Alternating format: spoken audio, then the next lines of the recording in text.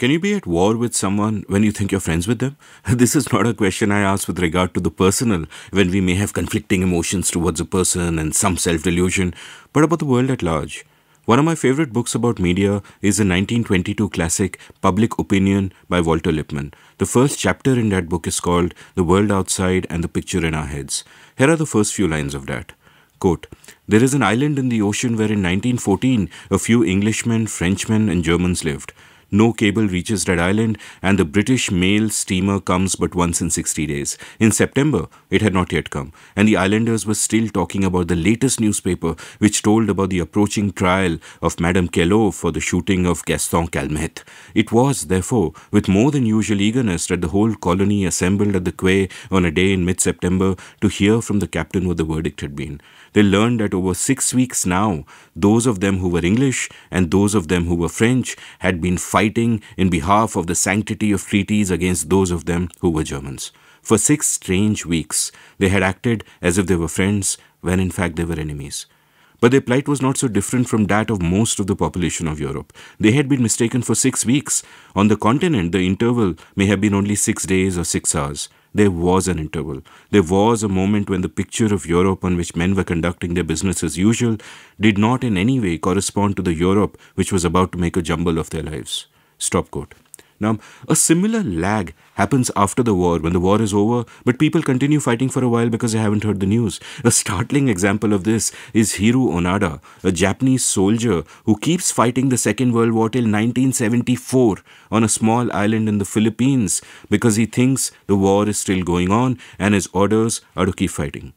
But these are stories of older times, right? Technology has advanced, news travels at lightning pace, and this is never again possible, right? Well, fine. Information spreads fast now. But what if the world changes even faster? What if massive tectonic changes happen at such speed that there is still a lag in understanding and we can't grok what has happened until it is over? What then? Welcome to The Seen and the Unseen, our weekly podcast on economics, politics, and behavioral science. Please welcome your host, Amit Varma. Welcome to The Seen and the Unseen. My guests today are my dear friends Ajay Shah and Mohit Satyanand, and I asked them to join me to discuss the fall of Silicon Valley Bank. And our plan was to talk about what happened at SVB and why it happened, and then to zoom out to the world of banking today, and then to zoom out further and talk about the world of banking in general terms, thinking outside the box of central banks and fiat money. And finally, we spoke about both the world economy and India's economy. I've done many episodes with both Ajay and Mohit, so there's no biography here. We dive straight into the subject. It's fascinating. Do listen. And by the way, one announcement. Registration has begun for the April cohort of my online course, The Art of Clear Writing. I've taught 27 cohorts so far with over 2,000 participants. Head on over to indiauncut.com/clearwriting to sign up. indiauncut.com/clearwriting. And now, before we get to the conversation, let's take a quick commercial break. Have you always wanted to be a writer but never quite gotten down to it? Well, I'd love to help you. Since April 2020, I've enjoyed teaching 27 cohorts of my online course, The Art of Clear Writing, and an online community has now sprung up of all my past students. We have workshops, a newsletter to showcase the work of students, and vibrant community interaction.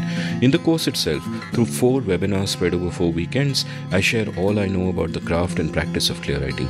There are many exercises, much interaction, and a lovely and lively community at the end of it. The course costs rupees 10,000 plus GST, or about $150. If you're interested, head on over to register at indiauncut.com/clearwriting. That's indiauncut.com/clearwriting. Being a good writer doesn't require God-given talent, just a willingness to work hard and a clear idea of what you need to do to refine your skills. I can help you. Mohit and Ajay, welcome to The Seen and the Unseen. My pleasure. I'm always happy to be here. Amit, I have been hearing rumors you and Raja are starting a new show. Yeah, we actually are, but these rumors have been around for a long time, where I think we started talking about it perhaps a year back, and we thought we'll do a nice little show where we talk to each other for half an hour about different things, not just boring stuff like policy and economics. So, of course, those also, but other stuff that interests us, because all our mutual conversations are actually incredibly interesting and wide ranging, and it felt like a good idea to capture them. And but then we thought कि audio नहीं करते, इस बार video try करते हैं.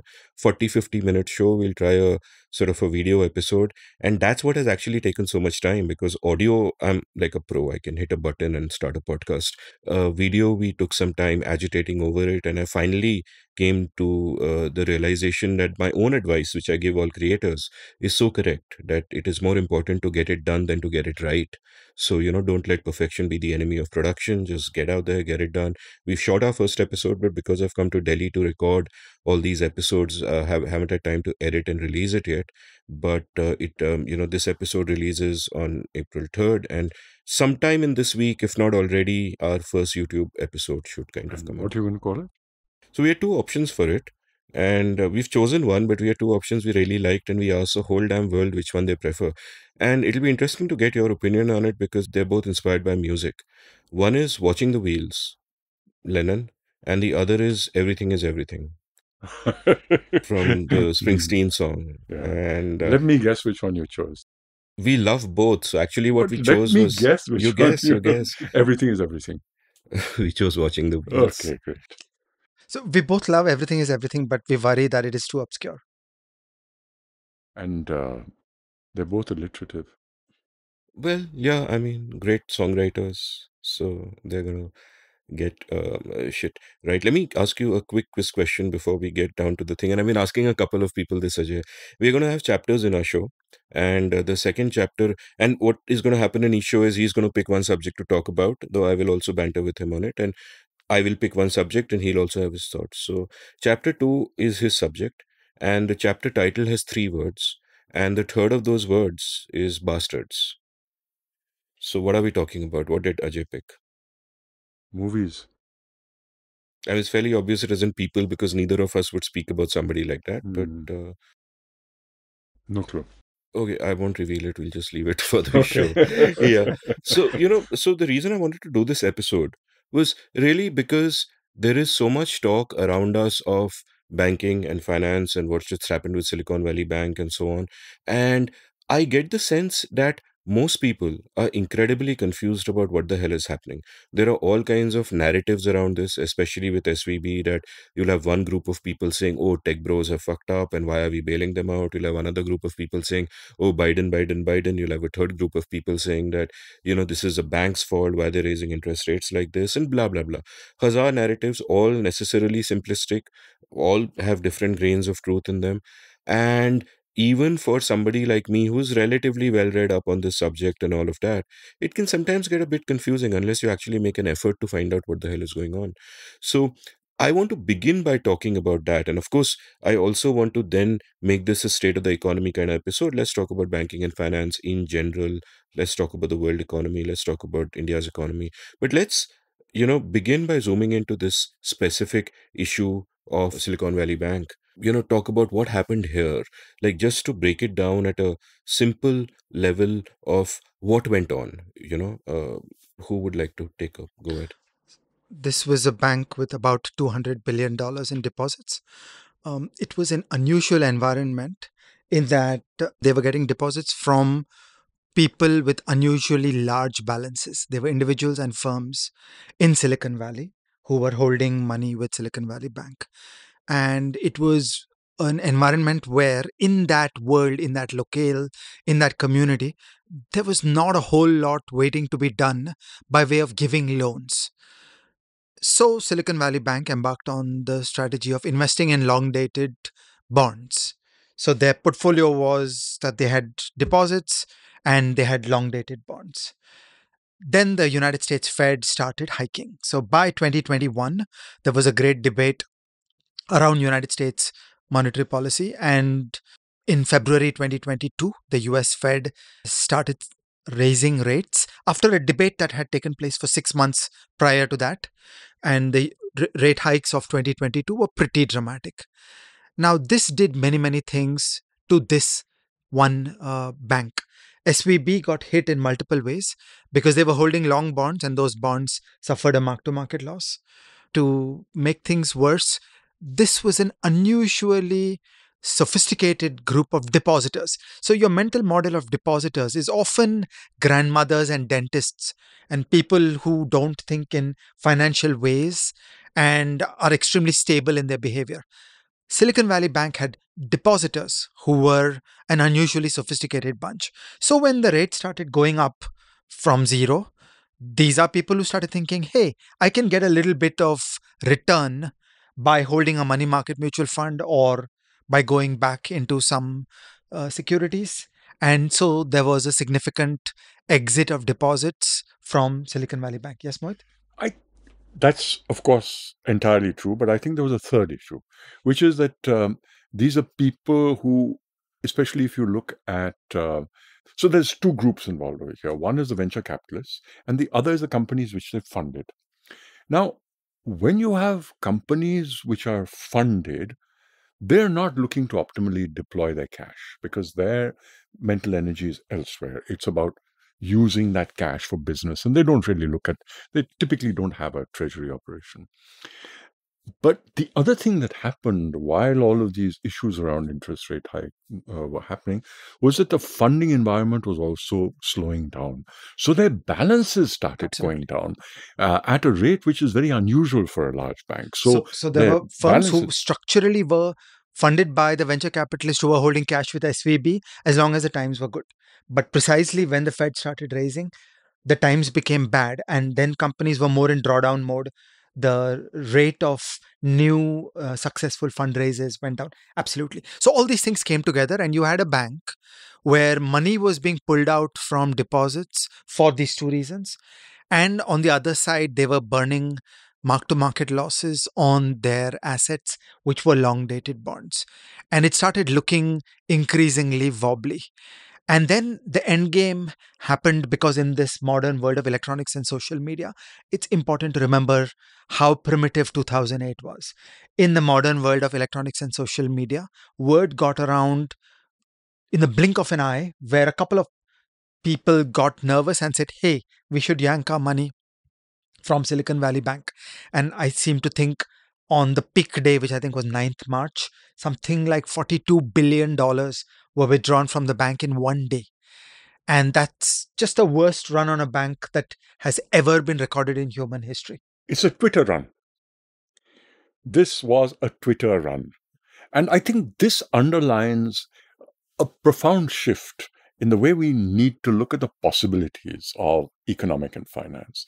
Because in a sense, you had a big Twitter moment in finance a couple of years earlier. When you had this company, again in the US, GameStop, was it GameStop? GameStop. Where all the big money had decided that there was no future left in this company. But you had a group of people who, for no particular reason, decided that no, this company was their hero, and they were going to defeat the shorts on the market, those people who were selling the stock, by bidding up the price. And so there was a Twitter war, and guess who joined that Twitter war? Elon Musk. And the day Elon Musk tweeted that I'm going to take the price of this company up, the game was over for the short sellers. The short sellers got squeezed. Again, the speed at which these things are happening now make conventional models of looking at the way finance operates, news spreads, etc., completely out.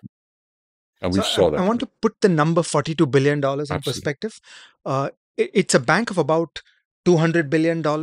So $40 billion was like 20% of the bank assets vanishing in one day. In fact, Ajay, I think it was higher because 200 billion was their peak value. Peak deposit. I think by now it was down to 140. That is correct. Yeah. Another number I want to put on the table for our listeners in India is that $40 billion, it is about 3.2 trillion rupees, or 3,20,000 crore in Indian units.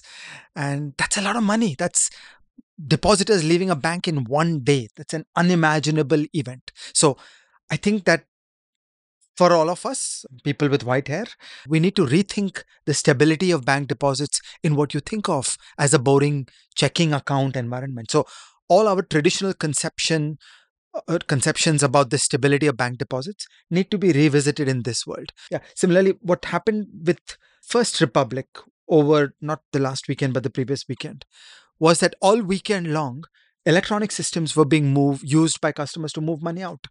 Again, your mental model of a bank run is on Friday evening at 5 p.m. The damn thing stops, and you get a weekend to mount a response. So the bank management gets that breather for the weekend to figure out what to do. No, in this electronic age, you don't get that breather because money is flying out relentlessly all weekend long. Before we get into that, I just want to point how deep the concentration was. So, as somebody who is invested in startups, and a few of the startups that I've invested in are US companies, what is called Delaware C Corps, for ease of fundraising from the US and so on. So, four of them, all four of them had their primary balances in Silicon Valley Bank. That is, I think that concentration in Silicon Valley Bank also fueled the speed at which it came out, because you had a VC who up till now is a great supporter of SVB and the fact that it was part of this whole ecosystem, the tropical rainforest, as that Stratosphere article talked about. They were supporting it. They were the people who said it shouldn't be regulated. These are the same guys who on Thursday got on calls with 200 of their investee companies and said, take the money out.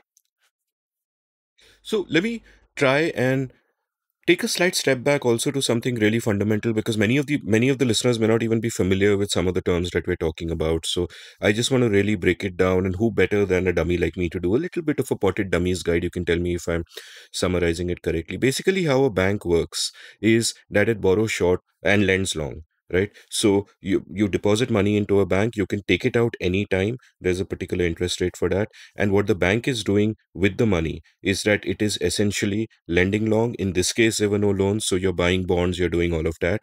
And in this case, what they ended up doing is that 2021, they shifted to longer term securities instead of shorter term securities. They took a duration risk. And what happened here was that as the interest raise, it just became a very bad bet, because the market value of the securities they had just crashed. Because why is anyone going to buy those treasuries at 1% when at 3% when 1% when they can get it at 3?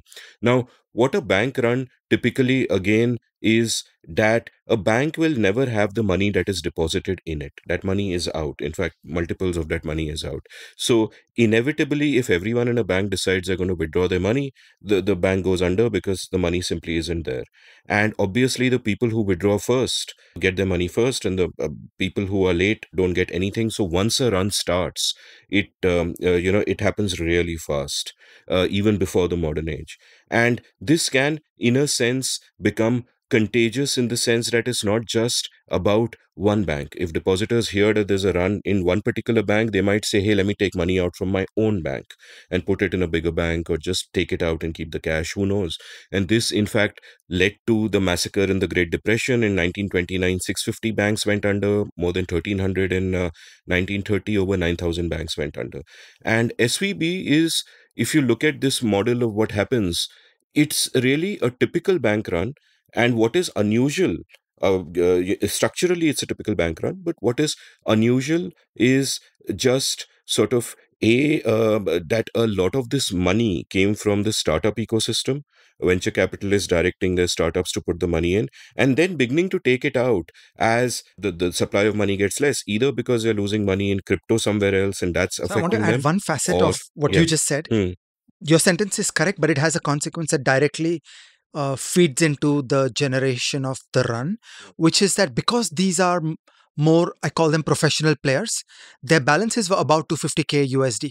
So the deposit insurance makes you protected till $250,000. So again, if you had a large diversified base of grandmothers and dentists, okay, then these would be protected. holding modest amounts of money and they'd be protected. Then their inclination to run is not there. Here you had a peculiar concentration in deposits that ran to dollar values above 250,000. So they were not protected by deposit insurance. So It's a Yeah. peculiar combination In where fact, let's double click on that deposit insurance, because a consequence of every fragility that we see in a banking system is met by regulation, which is necessarily reactive.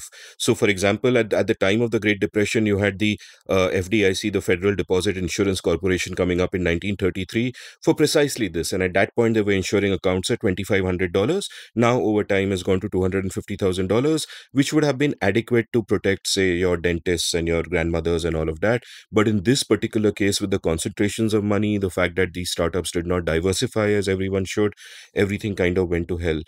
Can you paint a picture for me of A, how has regulation kept pace with what's been happening in the banking world, and B, when Mohit, you were talking about how today everything is different because contagion can set in so fast at lightning speed, or rather shit can happen at a speed which is unforeseeable, whereas earlier you could chill out over a weekend and have a couple of whiskeys and figure out, okay, what do we do about this? So take me through this state, sort of this sort of game, that as the banking system gets more and more complicated, as more and more rides on it, regulations keep evolving along with it, until at this moment in time we seem to have reached a stage where, for various reasons, the whole system is in doubt. Before we go there, I just want to underline what you sort of hinted at and what is very clear to us, but I think bears explanation, is the innate nature of banking, which is what we call fractional reserve banking, which means that you've always got only a fraction of the money that you owe to your depositors. And there's an inherent risk in this, because the reason you're making money is that you're lending long. You can't call that money back overnight. And you're borrowing short in the sense that the depositor, you're borrowing money from the depositor, just to make sure that people understand. So your depositor is effectively somebody you're borrowing from, and he can call that money in any day unless it's a fixed deposit. So there's an inherent instability in this. And the glue that keeps the system normally working is trust, which is that in percentage terms, a very small percentage of people are going to want their money on a particular day. And therefore, 99.9999% of the time, you want your money, whether it's $1,000 or 400 million. The largest depositor had 400 million. They're going to get it. It's only when that trust breaks down. Now, typically, trust breaks down in something as venerable as a bank very, very slowly. It requires a lot of shit to accumulate and work to go around for that trust to break down. And what we are underlining now is the fact that that trust can break down very rapidly. Now the question is, regulation apart, what do you do systemically to make sure that because the speed at which mistrust can build has now exploded, do you then need more buffers in terms of just cash? Is the fraction of fractional banking, does that need to be expanded? To my mind, that is the bigger question. What regulation comes in? Can I propose a classification scheme that we should use? There is what I call an technical refinement and doubling down on the paradigm project, saying we're more or less fine with banking as it works. We learn from each episode and we keep on refining the regs. And that's a view which says that it is possible to get reasonably sound banking regulation done over the years. And the alternative view is that this edifice is fundamentally faulty, even more so in modern times for ABCD reasons. And there is a case for rethinking the paradigm. So I think that, within the paradigm and outside the paradigm, both are interesting discussions. In fact, that's in a sense what I wanted to say. Let's not just get stuck in the paradigm, because that's what governments are going to do. No, what I want to do is I want to question the paradigm. But let's first talk inside the paradigm, and then let's expand outside the paradigm. Because so then, can I do a quick summary of financial policy as it has applied to banks and how it has evolved over the years? So as you correctly said, in the United States, there was a wake-up call around the Great Depression. In the UK, actually, many of these things had been figured out before, and the Bank of England is a venerable old institution. The modern strategy works in two pieces. Step one, we have a creature called a prudential regulator who uses state power and coerces the bank into, double quotes, acceptable levels of risk. How much is an acceptable level of risk? Generally, in advanced economies, banks are supposed to have a BBB rating, and that's a failure rate of about 1 to 1.5% on a 5-year horizon. Okay, so banks are supposed to be so safe that their failure rate is capped at about 1 to 1.5% on a 5-year horizon. Okay, and just to underline this to our Indian audiences, there is a misconception we sometimes see in India, which is the idea that banks are infinitely safe. That's just not true. Banks are highly leveraged, highly failure prone institutions. The point is you want to put a cap on it. And the purpose of prudential regulation is to use the coercive power of the state and force banks to behave in certain ways that delivers this desired outcome. So you must have enough portfolio diversification and enough equity capital, enough loss absorbing buffers such that your failure probability will not exceed 1 to 1.5% on a 5-year horizon. This is called prudential regulation. So in every country, there is a law that establishes a prudential regulation agency and gives it certain coercive powers through which it is able to force banks to behave in certain ways. This is pillar 1 of the policy strategy towards banking, which is prudential regulation.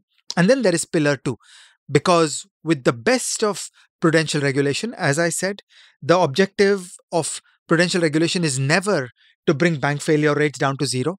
That would be dumb. Then you would just be having banks that take no risk at all.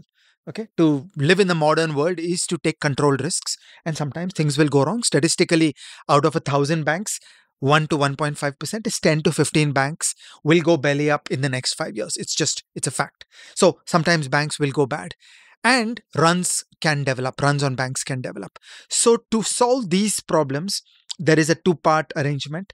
One is that central banks the world over run a mechanism that is called the lender of the last resort, LOLR.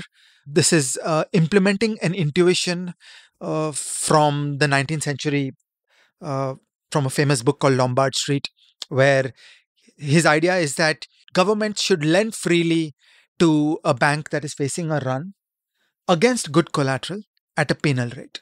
Okay, so all the 3 pieces of the insight are beautiful and merit emphasis. Point 1, lend freely to a bank when it's in trouble.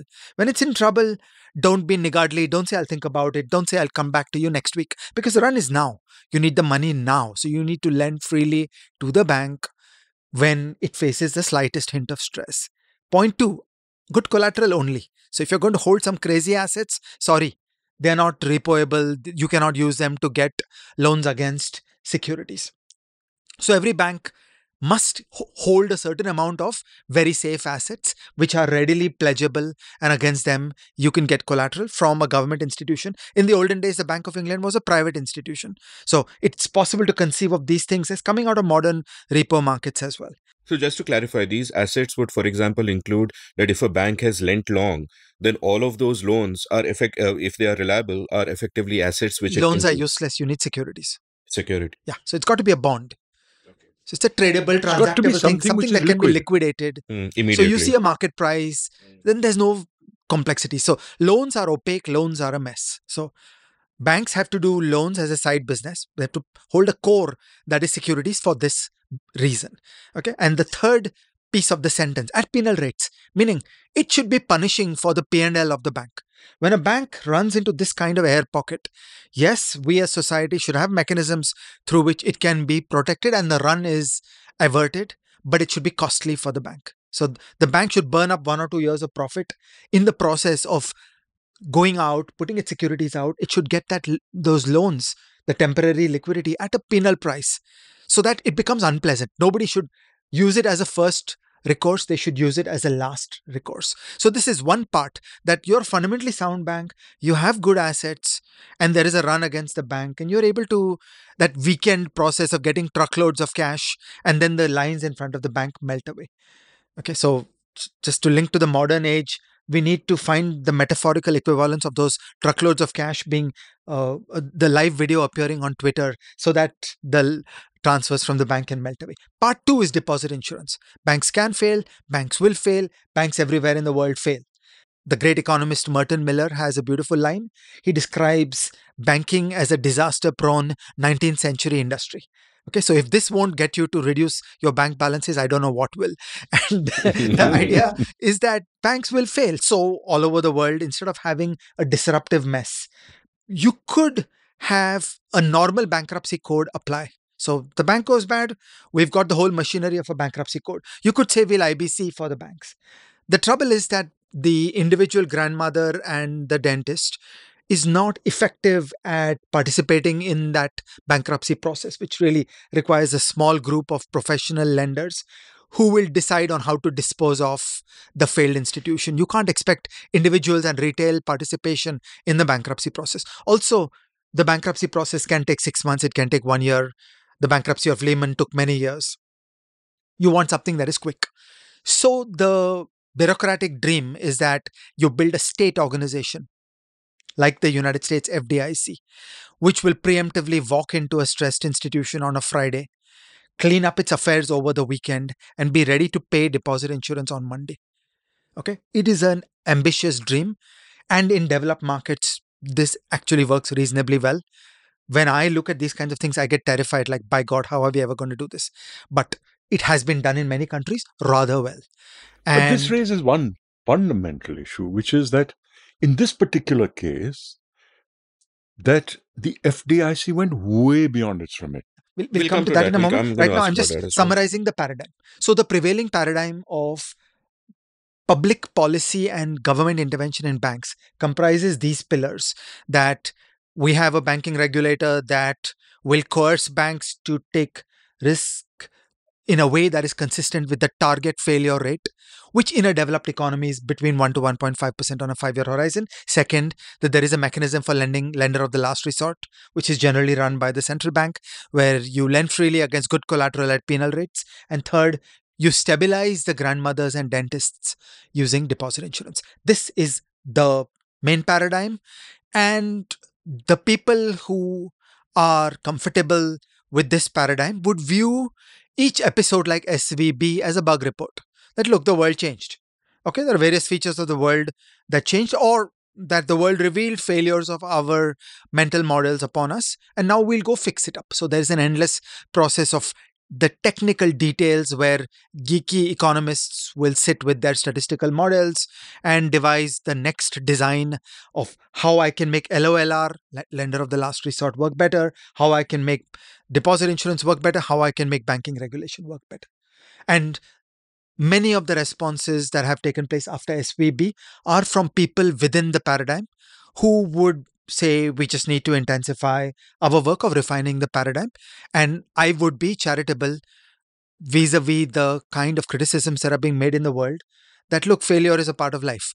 If you have created banks that are so safe that these disasters don't happen, you're doing something wrong for society. So failure is normal and we should keep on learning. The world will change. Okay, who could have predicted that $42 billion will run in one day? So the world will keep on changing, and a good technical response will periodically keep catching up with the developments of the world. So this is an optimistic statement of within the paradigm. So my only question over there is that, whenever risk is managed, there's a cost to managing risk, and so far that was predicated on the fact that the grandmothers and the dentists would be protected at $250,000 a pop. Here, suddenly you had a situation where everybody is protected, including the person who had $400 million out there. So that has a cost to it. Firstly, it has an actual financial cost. Obviously, the word bailout is taboo. We need a new word for that cost. And I think there was a statement saying that there will be an assessed charge on banks for this failure. That's just an euphemism, right? That means a tax somewhere when you All banks are paying for this bank's failure, in a sense. Right. They're paying for the failure of this bank, or depending on how you look at it, they're paying for the failure of uninsured depositors to insure their risk in some other manner. Because the FDIC is not supposed to insure the risk of somebody who has $400 million in the bank. So there is an attempt to paper over the fact that there is a cost to this. And to my mind, this is a recurring theme when we talk about reducing risk in the system, which is that there's a cost to it. Let me add to this question a bit. Like, there's been, I mean, there are actually already developing two schools of thought on the moral hazard involved here. Now, just to break it down, moral hazard typically is that someone does something wrong, but you bail them out, and that creates a moral hazard in the sense it creates bad incentives because they will continue behaving badly, realizing that they will be bailed out in the future. One phrase used for this is privatizing profit, socializing losses. That if you profit, you take the money. If you lose, the state bails you out, taxpayers bail you out, and this makes you take more risks than you would otherwise take and imperils everybody. Now, in this particular case, what has happened is that there is an argument about whether the term applies at all because the shareholders and the executives of Silicon Valley Bank were not bailed out. They've lost everything.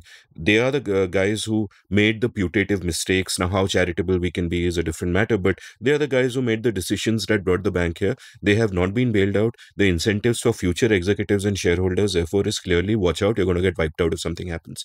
The depositors have been bailed out. Now, should this be called a bailout at all? And does it change their incentives? And this would depend then on what do you view the task of the depositor as being. That does caveat emptor, buyer beware come into play. Like Matt Levine's view, and I'll just quote Matt Levine because he sums it up so well, where he says, I think the modern bank regulatory view is that the point of a bank deposit is that you shouldn't have to worry about it, and that it is a failure of bank regulation if depositors of any size have to actually give a moment's thought to the riskiness of a bank. Bank deposits are meant to be information insensitive. Last two words, he puts quote marks over them. Then he continues, there are vast areas of life where we don't worry about moral hazard. We don't say things like the moral hazard of food safety regulation is that we've greatly reduced the incentive for consumers to give a moment's thought to the riskiness of the supermarket supply chain. And he stops his internal quote. That's not a thing you're supposed to think about. Stop quote. I disagree with this statement. I'll tell you why. Because at the surface, it seems a perfectly acceptable thing to say. But let's look at it in a little bit of detail, which is that banks are always competing for deposits, right? So you have had a scenario in the last few years in India where a market leader like HDFC Bank, for example, is offering 3.5% on your savings accounts. A new bank comes in and is offering 7%. Now, that offering of a higher rate of interest on your deposit is already an element of risk for that bank. So bank has taken on more risk by reducing its spread. When you reduce your spread, you're taking on more risk. Am I, as a regulator, to look at these two banks in exactly the same way? Should I guarantee the depositors of both of those banks in the same way? If another bank was to come in and offer 15%, because once you allow this to happen, it can go anywhere, right? And the depositor said, I'll take that 15% because my money is guaranteed in any case. So, it's a very bland statement, but I don't think it's taken all of these complexities into. And another danger there would be if, for example, you say that, look, in all other things, right, there is a market at play, competition is the best regulation. I can be confident of any foodstuff I buy at the supermarket because these are brands competing with each other, and anyone who messes up will pay a large price for that automatically. Now, the other argument is if you allow that to happen in banking, now, and depositors have to, their deposits aren't insured and they have to weigh their own risks, and say in this case, the depositors weren't bailed out, then the point is that the burden on the depositors to do that kind of due diligence and figure out where to put their money, because I work hard enough as it is here. I'm not going to now look at bank balance sheets and understand banking to figure out where to put the money. So my default move will be to only go to the biggest banks, right, which affects competition, which affects innovation. A bank which is, say, increasing their own efficiencies and saying, okay, I'll give a higher deposit rate, I'll give a higher interest rate to the depositor, they no longer have an incentive to do that. In India, it would further mean, in our context, I'm guessing, that then your temptation is to just bank with a PSB because you know that taxpayer will always bail you out. That also becomes something I don't have an answer to. I don't have a position on this because I'm just trying to figure this shit out. See, Amit, there are no easy answers, but I think to some extent, some of this, I'm sure Ajay would have a view on it, would have been thought through when you said that, look, as far as the grandmother or the retired teacher is concerned, we don't want them to have to be thinking about all of these things. And therefore, we're going to guarantee up to a certain amount. Now, there'll always be gray areas in terms of the sums of money. But in this particular case, to seize on that one number, just as you talked about 42 billion, I'm taking this 400 million. I forget the name of the company. There was a company which had 400 million in this bank. Surely they had the ability. Not just the ability, I would say that it would be a primary task of the chief financial officer of that company to understand the balance sheet of the bank he was investing in. And I would say that even someone like me, who's not tasked with managing $400 million, would be really surprised if I found out that in an environment where a continued low interest rate was certainly not guaranteed. You can have a debate about it. How low for how long, which is linked to that whole issue of is inflation transitory or not. There were clearly more than one view on it, right? And so the interest rate is very much linked up with that point. That surely somebody who's put $400 million in a bank should be thinking about these things. And if he isn't, he needs to be penalized for not thinking about them. And the people who employed him, meaning the directors, they should also be penalized for putting a person like that in charge. So there's got to be some level at which you stop being the nanny. You need a nanny for 6-year-olds, but do you need a nanny for 24-year-olds? So if I may summarize what you're saying and tell me if I run it correctly, is that the current system where you're setting a limit, say it's 250K deposit insurance, it's good to have a limit like that, forget the specific one, because you're protecting the grandmothers and the retired teachers and all of that. But anything beyond that, surely it's caveat emptor. Whatever that number is, right? In which case, the question that then comes up and is that what are your banking regulators to do if they're looking at a bank like SVB, and an argument that was made before everything happened is that there is quote unquote systemic risk, in the sense that too much of the startup ecosystem is here. There were even threads in India about how so much of the funding is, with SVB. If it fails, everything collapses. There's a, huge negative externality because of this unusual circumstance of the concentration of the startup economy's deposits in there. Now, how seriously do we take it? How do we define it? Because in 2008, there was serious moral hazard one way or the other. I think the only argument is about whether it was justified, and people said systemic risk and all of that. Now, I don't really grok that completely, but there was clearly moral hazard. Now, whether the systemic risk was, big enough that you did it anyway because, hey, we had to do it, otherwise everything would collapse. But then, and that also brings me to the side question of, Ajay, you pointed out that, okay, if you have 10,000 banks, 150 of them will fail every 5 years, and it's just something that happens. But how do you decide when to intervene and when to not do anything and let them go belly up? Because in a good free market, you allow companies to fail and all of that. You've got the deposit insurance, you're taking care of the grandmothers, but otherwise, when do you let them go belly up? And when do you just come in with a rescue like you have in this occasion? So let me bring a few facts that add to this conversation. So the job of this Financial Resolution Corporation, so what is called the FDIC in the United States, in the Indian policy literature is called the Resolution Corporation. It's analogous to the IBC, except that it is run by a bunch of civil servants. And it has mind-blowing powers because it gets to preemptively determine which financial firms shall die. And it preemptively walks into the bank at the late stage of its distress, but at a time when its net worth is still positive. So it walks in on a Friday and says to the bank, you're out. And from Monday morning, it's paying out on deposits. So it's a very high level of power that is sought to be given to a new bureaucracy. And if that bothers you, it should, because it's very difficult to make these things work correctly. The second little thing I just want to come back to, the extent to which $250,000 is the limit for deposit insurance. These things are controlled by law, and the legislature has coded the law that the limit shall be $250,000. So it's a very awkward position for the United States policymakers, because they have not gone back to the legislature and said, we want to change to $50,000. In fact, that raises another So question. Janet Yellen has been very clear to say that this is the decision of the legislature. So if a journalist would ask her that, are all deposits at all banks protected? she is legally obliged to say no, And she because has. the law says $250 and she's not the lawmaker. So until you carry it through the legislature, the executive has no power to change that law. So that it may be a nicety, but it is a very important nicety. And that definitely shapes the present environment in the United States, that there can be other fiddly ways of mounting a rescue, but you can definitely not overtly say to people that everything is protected until the appropriate law has been passed. And the appropriate law is never going to say $500 million.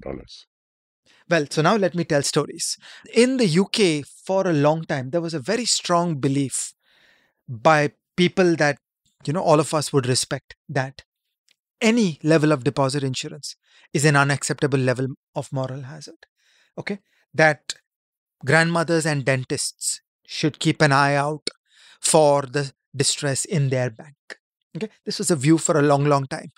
And it is amazing that for a very long time, the UK worked without a formal deposit insurance. So there was this interesting tension between the thinking in the United States, where they built the FDIC, and the thinking in the UK was, no, these things happen. Banks blow up. People lose their money. It will teach them a lesson to husband their money. And all this came to a head when Northern Rock failed in 2008. And the legislature decided that we're going to set up a resolution corporation. And again, look at the incredible UK state capacity. In 2008, Northern Rock took place. The law was enacted and the agency was set up by 2009. And by 2010, it had resolved banks bigger than Northern Rock. This is just incredible, watching these feats of capability in the public policy system. And, And what was the level of insurance that the I don't know the UK number by hand. Yeah. But the UK debate around should there be some deposit insurance was reached a turning point when Northern Rock failed. Okay, now I want to come to the failures of Lehman Brothers, of General Motors, and of the Silicon Valley ecosystem. Okay, so Lehman Brothers was allowed to fail. I think that by now it has been fairly established that policymakers had the tools to save Lehman Brothers and chose not to, based on arguments both around moral hazard and how it will seem in the political discourse. We should come back to the politics later. But unfortunately, the world equates using public resources for financial firms as being synonymous with helping rich people, which is not entirely true, but that's the press that it gets. So for reasons rooted both in politics and on questions of moral hazard, Lehman Brothers was allowed to fail. And many people today believe that with the benefit of hindsight, that was a mistake. That maybe the kind of tornado that blew through the world when Lehman Brothers failed was something that could have been avoided. You think through so many events that happened in the years after 2009, you can see a causal chain to the failure of Lehman Brothers. But you can examine another causal chain as well, which is something that we've not talked about now, which is that both that failure and this failure came at the end of very, very, very long periods of very low interest rates. And we all know, to put it very pithily, good times make for bad loans, good times being defined as low interest rates. So this is the underlying current. And but I'm on the narrow question that should you have let Lehman fail or not? They chose to let Lehman fail. And as I said, I think it is reasonably well established today that there were mechanisms to mount a rescue, and policymakers chose to let Lehman fail. Okay, point it's taken. An interesting I'm just debate saying that there's today. an original sin in the background over here, which at some point in time we need to. We'll come to that. I think in this episode we're zooming out one step at a time. So let's. And now I want to talk about the government rescue of General Motors and the government rescue of Silicon Valley Bank. Again, first, let me just put up the proposition, and I'm not saying I necessarily agree with it, but some very smart people felt that it was a good use of government involvement and a little bit of money to protect General Motors, because if General Motors failed, there would practically be no United States automobile industry. And, there is a part of my mind where this kind of involvement by the government in society is anathema. But I can see the agony around those decisions. And that same kind of argument was made around Silicon Valley Bank. It was argued, and I don't understand the Silicon Valley ecosystem enough, it was argued that, probably 500 important startups will get disrupted out of a base of 10,000. And it is not a cost worth paying. And luckily, Silicon Valley Bank was only a little bit bankrupt. It was not, to quote Donald Trump, bigly bankrupt. And so the amount of the hole in the balance sheet that needed to be filled was reasonably modest. And then they came up with this fiction that there's no taxpayer money involved. It was money inside the FDIC, which is a fudge, because ultimately FDIC is a public institution and this is money that is collected from other banks. And as a public finance economist, I would always say that, in fact, it's a greater cost to society when you do a narrow tax upon one industry. That it's always better to have a wide tax base rather than a narrow tax on one industry. So I feel that's more of a cover story.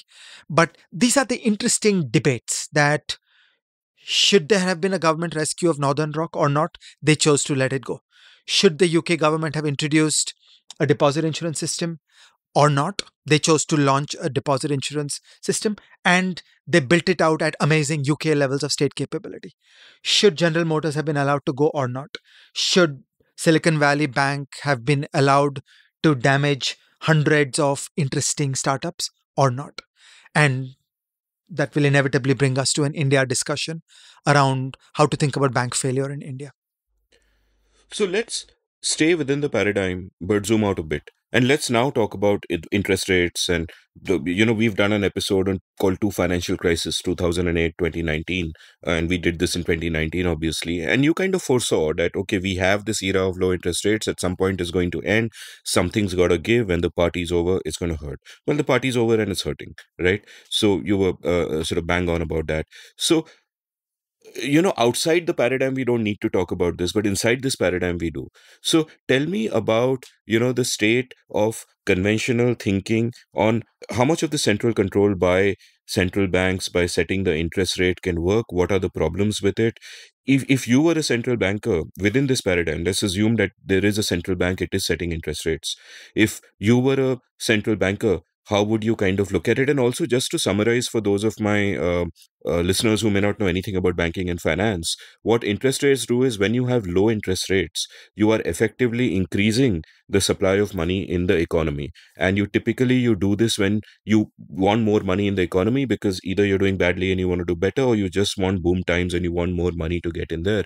And one of the typical effects of this, which I've spoken about in the show before, is called the Cantillon effect, which essentially, all this easy money that is created, as it were, it hits the rich first, the big institutions and, those kind of folks. It doesn't percolate down to the people at large, which is why typically when the money supply goes up, when you have more money and your goods and services stay the same, inflation is what should happen. And often there is a lag, because this inflation, in a sense, is happening in the stock markets, where the easy money goes first. All asset prices. Oh, yeah. So you'll have stock markets booming, you'll have land go up, you'll have asset prices boom up, but the common guy will still, at that moment in time, said everything else being equal, not see the price of tomatoes go up yet. That comes later. So that is sort of an unfairness in the Cantillon effect, that low interest rates are leading to, in a sense, a redistribution of wealth from the poor to the rich in this way. And a lot of this easy money then floods into places with not enough diligence, because the money is there, or the money that has flooded into the unicorns in India, for example. People talk about, hey, if our economy is so bad, why is the stock market doing well? Why do we have unicorns? A lot of this is because of the lowering of interest rates by the US Fed, and is flooding into India. And there's little diligence. Even a lot of Adani share price going up was just people saying, we have money, let's invest in infrastructure. Who is the biggest player? Usko do. So it's not necessarily even manipulation. He kind of benefited from that wave that was going on. And now the party's kind of over. And in a sense, like you said, the 2008 crash also happened in a similar kind of circumstance. So is my summary for the layman broadly correct? And what would you add to it? What would you do differently? So broadly, yeah, absolutely. Your summary is bang on. I think there are two parts to it. The first part I'm qualified to answer. The second part, I'm not really sure how to answer it. The first part is that I think, at the very least, central bank needs to be out there warning people that interest rates cannot remain so low for so long. They need to have a broader sense of history than the average person does. When I look around me in the Indian ecosystem, I'm really appalled at the ignorance of people as to what interest rates have been in India in the past. We began to see low interest rates for the first time in 2003. And I remember that personally because that's the time when I said, my God, interest rates have never been so low in India. This is the time to invest in stock markets. And that's when asset markets became a prime area of interest for me. Now, 20 years is a hell of a long time. So if you have people who are 45 or 50 years old today, history means nothing. It's what you actually practice. They've practiced finance, they've practiced investment throughout a period when interest rates have been really low. And I think it is a responsibility of central bankers, at the very least, to remind people, look, parties like this don't go on for longer. And if they did that, my submission is that the CFO or whoever is in charge of treasury operations at Silicon Valley Bank would not have made such a rookie mistake of investing money for 10 years at 1%. I mean, that's inconceivable to me that somebody would do it. And this was a CFO of a bank with $200 billion at its peak, making a mistake like that.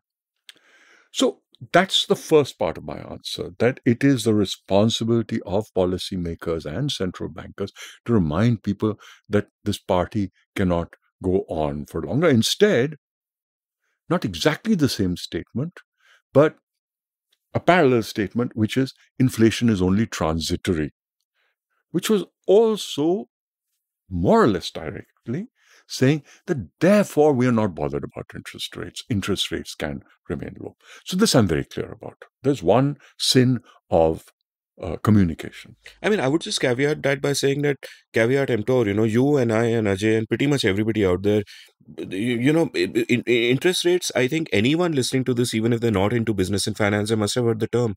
They know it's out there. Why do they need to be educated, so to say? If you're investing money, it falls upon you to understand that this is the biggest thing that kind of factors into it, isn't it? No, just that because you've seen interest rates low for 14 years, that doesn't mean that they can continue. 14 years is a long time. It's more than the half-life of a finance professional. So half of your finance professionals out there have actually never operated in an environment of rising interest rates. And at some point in time, somebody needs to be educating them about that. So that's the first part. And I think there's a big sin out there.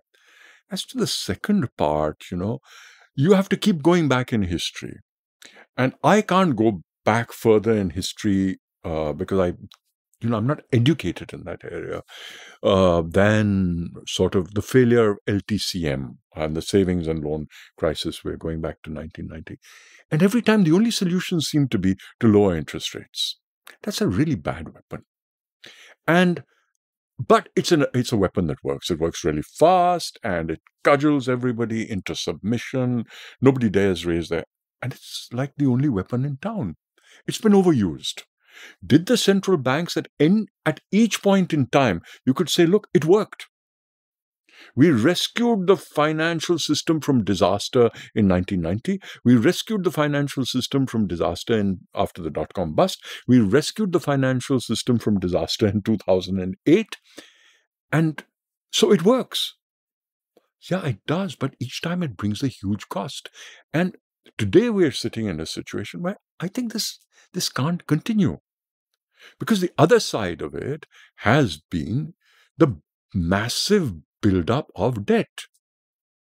That debt exists most of all, in the balance sheets of central banks. And this raises a huge question. Who is going to pay these debts? At some point in time, they come due. And if they don't, you're going to have a bust somewhere. So, I really don't know. Perhaps, I'm sure Ajay has a view on this, that were there alternative actions that central banks and other economic policy makers should have considered and or brought into play a little earlier?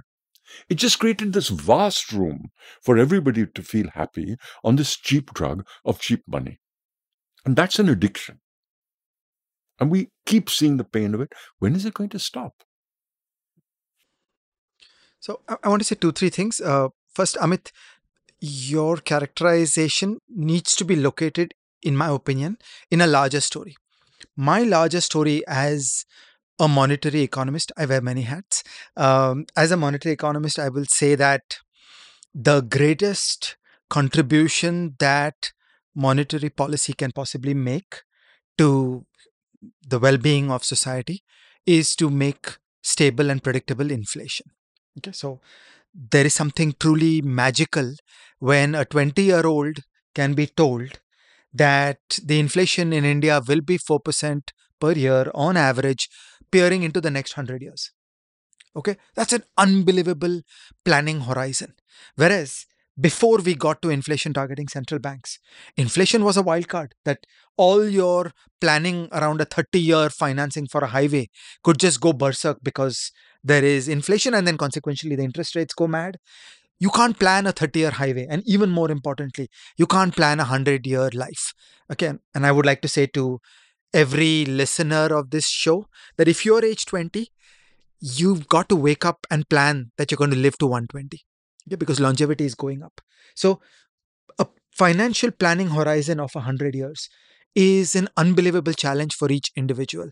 And the great contribution that central banks can make is to deliver a public good, which is called low and stable inflation.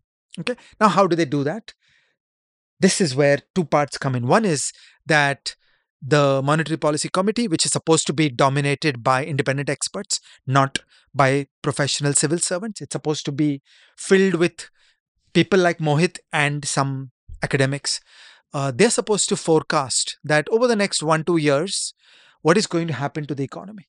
And based on that, they're supposed to raise the rate and lower the rate so as to hit the target. So it's part one, that the rate hikes and the rate cuts are supposed to be done in such a way that on the execution horizon of 1 to 2 years, inflation will come back to the target. Because when you raise rates today, it has no impact on inflation in the next 3 months. It has an impact over 12 to 18 months. So that's why you're necessarily forecasting where the bird will be 12 months out and 18 months out, and then you fire a shot based on that. And this requires the first world institution of the Monetary Policy Committee. And the essence of the Monetary Policy Committee is that you bring in people with real world knowledge and academic knowledge and not career civil servants, because it's a different level of capability and expertise. You also get more diversity. Civil servants will be more oriented towards supporting a government's election objectives, whereas independent citizens, honorable gentlemen like Mohit, will not be so concerned about helping the incumbent win the next election. Especially senile, as you called me before we started recording. Yeah, before this recording, Ajay called Mohit senile. It's very sad, very sad. Please continue. But then comes part two. Now, when you raise rates and lower rates, first of all, I just want to be instrumental and I want to say I don't give a damn. Like, get me that glory of low and stable inflation. So how this works, yes, we can have a reasonable debate that this person will be adversely affected, this person will not be adversely affected. I don't see a whole lot of give in changing that. In a modern open economy, the effects go all around the country. So yeah, you could say rich people benefit on the way up, rich people suffer on the way down. So in a way, they're bearing the brunt of the adjustment, which is not so bad because, adjusting is very costly. So if you ask the middle class or poor people to adjust, it's very costly. So asking rich people to suffer fluctuations of their wealth and for it to filter through to changes of their consumption through a wealth effect seems like not a bad idea to me. But I just want to emphasize that it's not very useful to turn this into class warfare. Okay. What we should focus on is that technical capacity of establishing the correct committee, which will vote and will make the correct movements of the rate up and the rate down so that you get to deliver on the inflation target. And this is where Mohit's point comes, that with the benefit of hindsight, I think it is clear that in 2020 and in 2021, developed markets went overboard on fiscal and monetary stimulus in the aftermath of the pandemic. Okay, we're saying this with the benefit of hindsight. So I think we should do some of these recordings and challenges to each other when the events were unfolding, and we may have thought differently. So I'm not trying to apply 2020 hindsight to what they did 2020. to poo-poo them. I'm just saying that with the benefit of hindsight, it appears clear today that the fiscal and monetary policy responses of developed markets in 2020 and 2021 were extremely large and were bigger than what was required to create macroeconomic stability in those economies. And as a consequence, inflation went out of control, and the Fed woke up late. And only from Feb 2022, it started hiking. It started signaling maybe by August, September 2021. Only by November. By November 2021. So the Fed was late to this story. So with 2020 hindsight, I think all of us will agree that the Fed overdid the stimulus at the time of the pandemic alongside United States fiscal policy and alongside every developed market. These behaviors have been similar in most DMs, both monetary and fiscal. And the Fed woke up late that they are stuck with a difficult and intractable inflation in the United States. It's not just a matter of getting the supply chain to work again, where their predictions about the healing of the supply chain proved to be broadly okay. But something had changed in labor supply in the United States, and that inflation has proved to be much more stubborn. And then they started raising rates quite dramatically in 2022 in ways that were not anticipated by many. And then again, I come back that monetary policy works by breaking things. I'm unembarrassed to say that when monetary policy hikes, why did you hike monetary policy? Because you wanted to bring down inflation. So you've got to bring down aggregate demand in the economy. Various people in the economy have to change course, have to change their behavior. Some people might have been yearning to take a home loan, and they will figure that no, but this EMI is so high, I can't take a home loan. Yes, there is a pather panchali there. Okay, so we can engage in a reasonable debate around the pain, and the pain will always be distributed unevenly. And, there is a human interest story in each of the decision makers, either firms or individuals, who make the monetary policy transmission. So the muscle and bone of monetary policy transmission is the human unpleasantness of individuals and firms experiencing bad times. And it's easy to focus on that and say that this is a bad thing. But I just like to step back and be abstract and say, look, one way or the other, why did you hike rates in the first place? Because you wanted to pull back aggregate demand and thus get inflation under control. All of us will agree with those lofty goals. Now, when you open the box and look at how the sausage is made, there is bound to be unhappiness in it.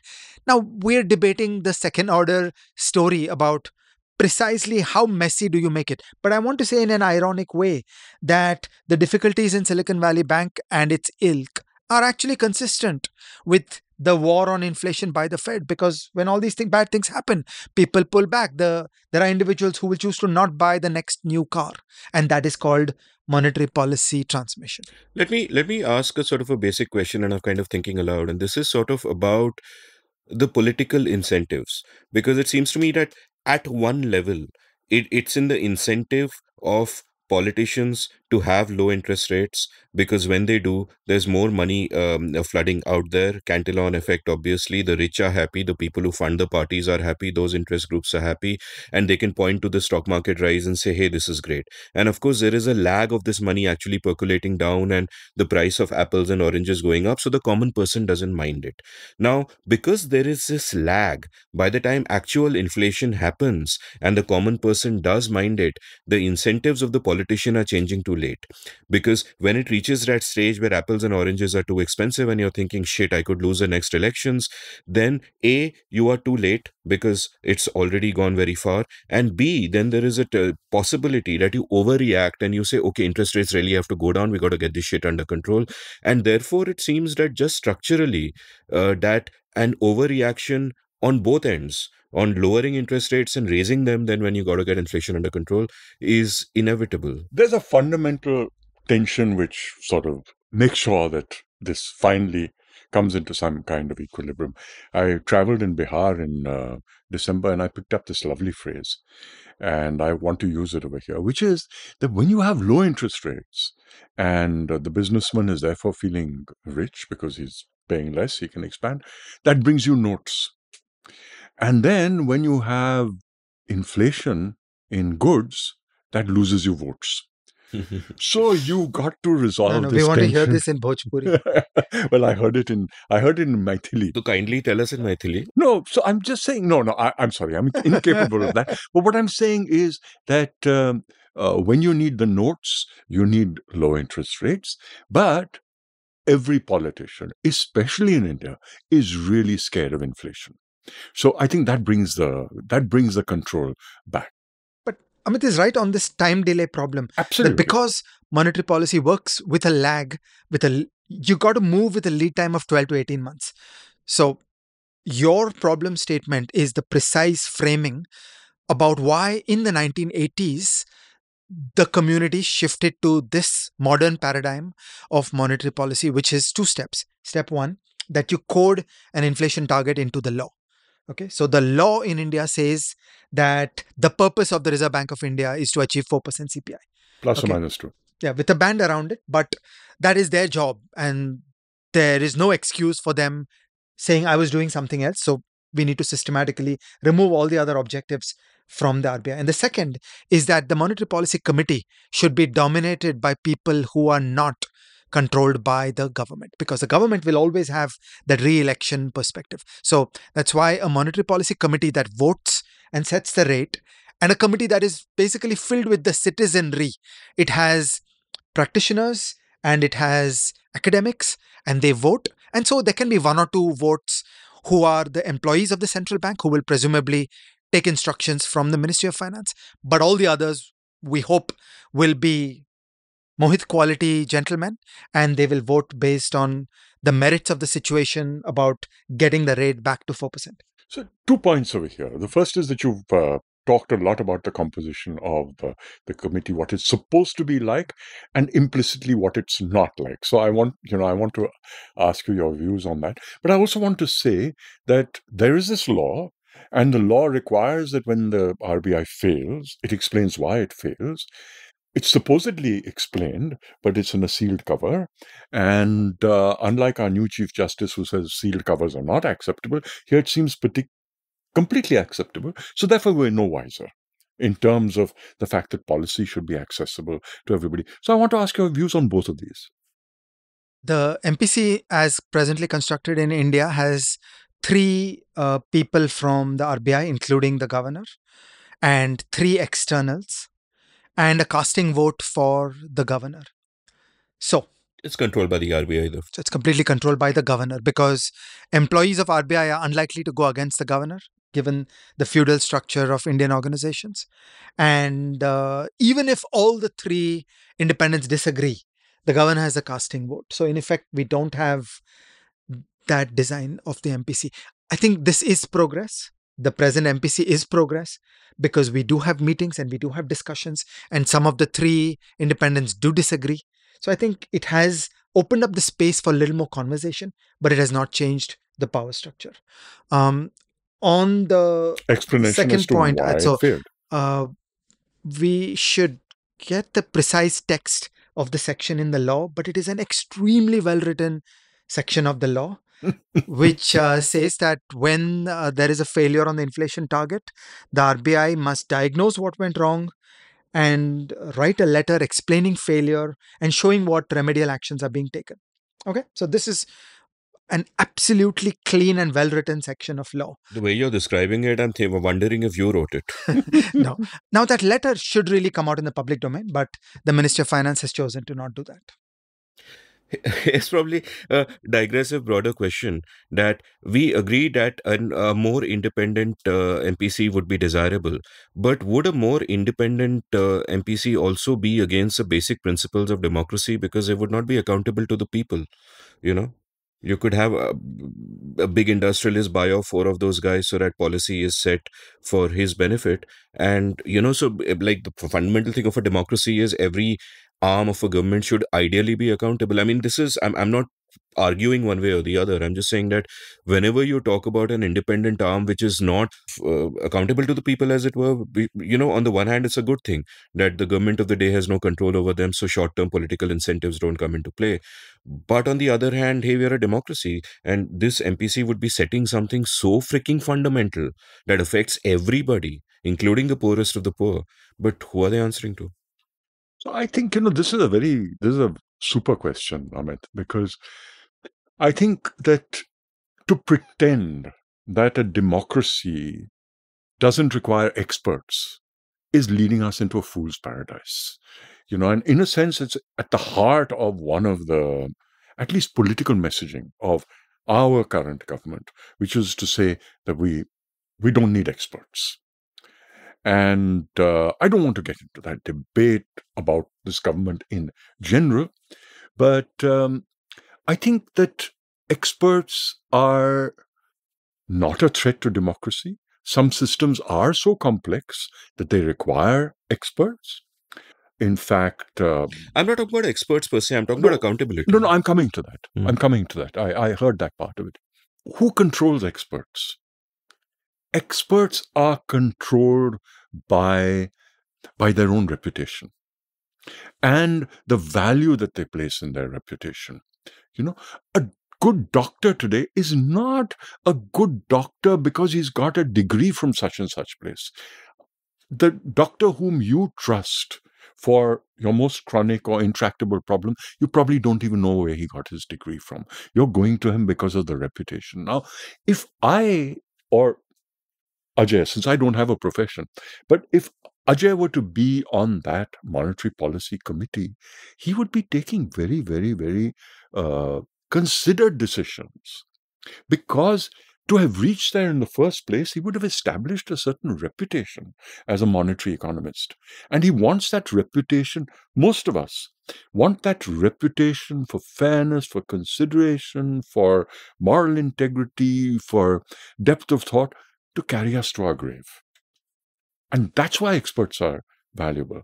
If you don't have that, it's very unlikely that you're going to be able to have credibility as an expert at age 55 or 60. On the one hand, I agree, but the counter to that would be that as a member of the Monetary Policy Committee, for example, you would be weighing your reputational cost to doing something wrong to say some industrialist giving you 5 crores and saying, boss, interest rate low hona chahiye. And also in India, what we have seen, and I wrote a column called The Useful Idiots about it, we have seen that we have seen many people who we know better come out and support demonetization. They knew it was wrong, but they did it. And they were experts, and they are people with great reputations, including people I would have called on my show before that, but now I just feel so appalled at that. And it's a human tragedy at one level. But I don't think reputational cost or benefit is really everything. I want to say that it's not everything, but it's huge.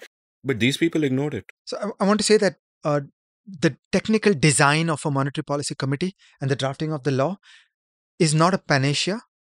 It requires the corresponding capabilities in the society to make it work correctly. Okay. So step one, take a pause to think about the appointment process.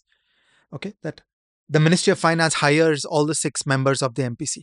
So now you want a sound appointment process that will really bring some of the best people of the country into these positions. Do we have that? Do we not have that? Do we have the pool of expertise on macroeconomics in India where you have raw material for people you would like to appoint on a monetary policy committee? There is a broader ecosystem problem where the economics profession in the country is extremely weak. So all these pieces matter. I want to put your political theory question around the democratic legitimacy of the MPC in the following tension. So one is, I was describing the way in which there is an election cycle around interest rates. So this has been measured in developed markets before monetary policy committees came along, that every ruling party has an incentive to have easy money for a year or two leading up to the election, because in the short term it feels great. And then there'll be a bout of inflation after the elections, and you'll scramble for a year or two to get it back under control, and then you're ready for the next election. So there was this election cycle, which is really counterproductive. It's not macroeconomic stability. So there is a problem that we're solving, and we should be willing to come up with solutions to felt needs. So we're not gratuitously moving away from fundamental tenets of democracy, but we're trying to solve a felt problem. And my third aspect of this is around the word accountability. As my good friend Lan Pritchett emphasizes, uh, we've all got to think deeply about the word accountability in public life. And accountability is not accountability as in giving the receipts to your accountant, but Lant always emphasizes that the most important accountability that shapes all of us, okay, that each of the individuals that we think of in the society, we are accountable to each other. The way it works is that we meet in our informal ways and we give an account of our day.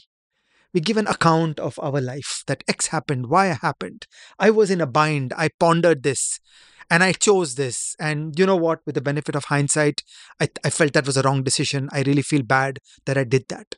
Okay. Or, it worked out great. It was very difficult to judge at that time, but I made this call. Or the amazing story that Mohit was telling me about some chap who 30 years later shot his wife with an air gun. And thought she was dead. And had misbehaved with Mohit when he 30 was a years kid. previously. Not Okay, with so Mohit, no. it is these conversations with each other. We respect our peers and we tell stories from our lives that, did you have a good day? That's really the most fundamental moral moment of our lives. And I think this doesn't get given enough emphasis. And that is the source of the good behavior of the external MPC members. Whereas when you're a civil servant, you're a career bureaucrat, you are powerfully in the grip of the appointment and promotion process. You fear government. And once you're willing to think of societal problems like corruption, where person X can be paid rupees 5 crore, then that could be any of the MPC members. So there's nothing special about an academic or a practitioner who is a private citizen who's being brought into an MPC that makes them more or less vulnerable to such difficulties on integrity. I want to take that point one level further, Amit, which is that, we are talking about an environment which, by all accounts and all objective measures, has always been called a low trust society. We live in a low trust society. And if you continue to function on that basis, that we are low trust society and therefore everything must be built in terms of more and more checks and balances, you're actually not improving the system. I think we have to move towards more trust rather than to less and less trust, more and more appointment systems and committees and everything run by bureaucrats, because supposedly bureaucrats are bringing some order into the system. Actually, you're just reinforcing that sense that we don't trust anybody, and therefore we've got to have more and more supervision. Everything needs to be run by bureaucrats. So a low trust system is a bad starting place. But we've got to say we want to move to a higher trust system. How do we do that? And examine everything from that perspective. And that can't start from, no, we don't trust experts. You're immediately saying we want to go to a lower level of trust. That's a different argument. The experts' argument is a different argument. It's This is related. more a structural argument of incentives and accountability. But they're very much related, Amit. Sure, just to go back to what you mentioned about what Lant told you, I think that observation is correct, but is correct in a limited context of, a self-selected group of people like yourself and you guys, or maybe like the three of us. In a sense, we keep ourselves accountable, right? Because I want both of you to respect me and vice versa. Or think of a 30-year-old civil servant. Sure. They meet their friends and they crave the respect of their friends. And we all give an account of our day to each other. But where it breaks down, and in the specific example I gave, and I don't know if I should take a name, I won't take a name, let's not do that here. But we know of notable people who supported demonetization because in some way they were part of the government infrastructure or machinery, and some who weren't even part of it but became part of it later, which is important to note, who supported demonetization despite knowing that it was a disaster, it was a humanitarian disaster, right? Despite knowing that they did it. And we would respect them as experts. I mean, there are very eminent names among them, and that happened. And all three of us spoke out against it, of course. And in your case, Ajay, with some risk because you were actually connected to the government, to the Ministry of Finance at the time. But a lot of people didn't do that. And let's not take names, but you know who I'm talking about. And So No, that's but where we could be charitable to them. Some of them could have sincerely felt that that perhaps there was some merit to it.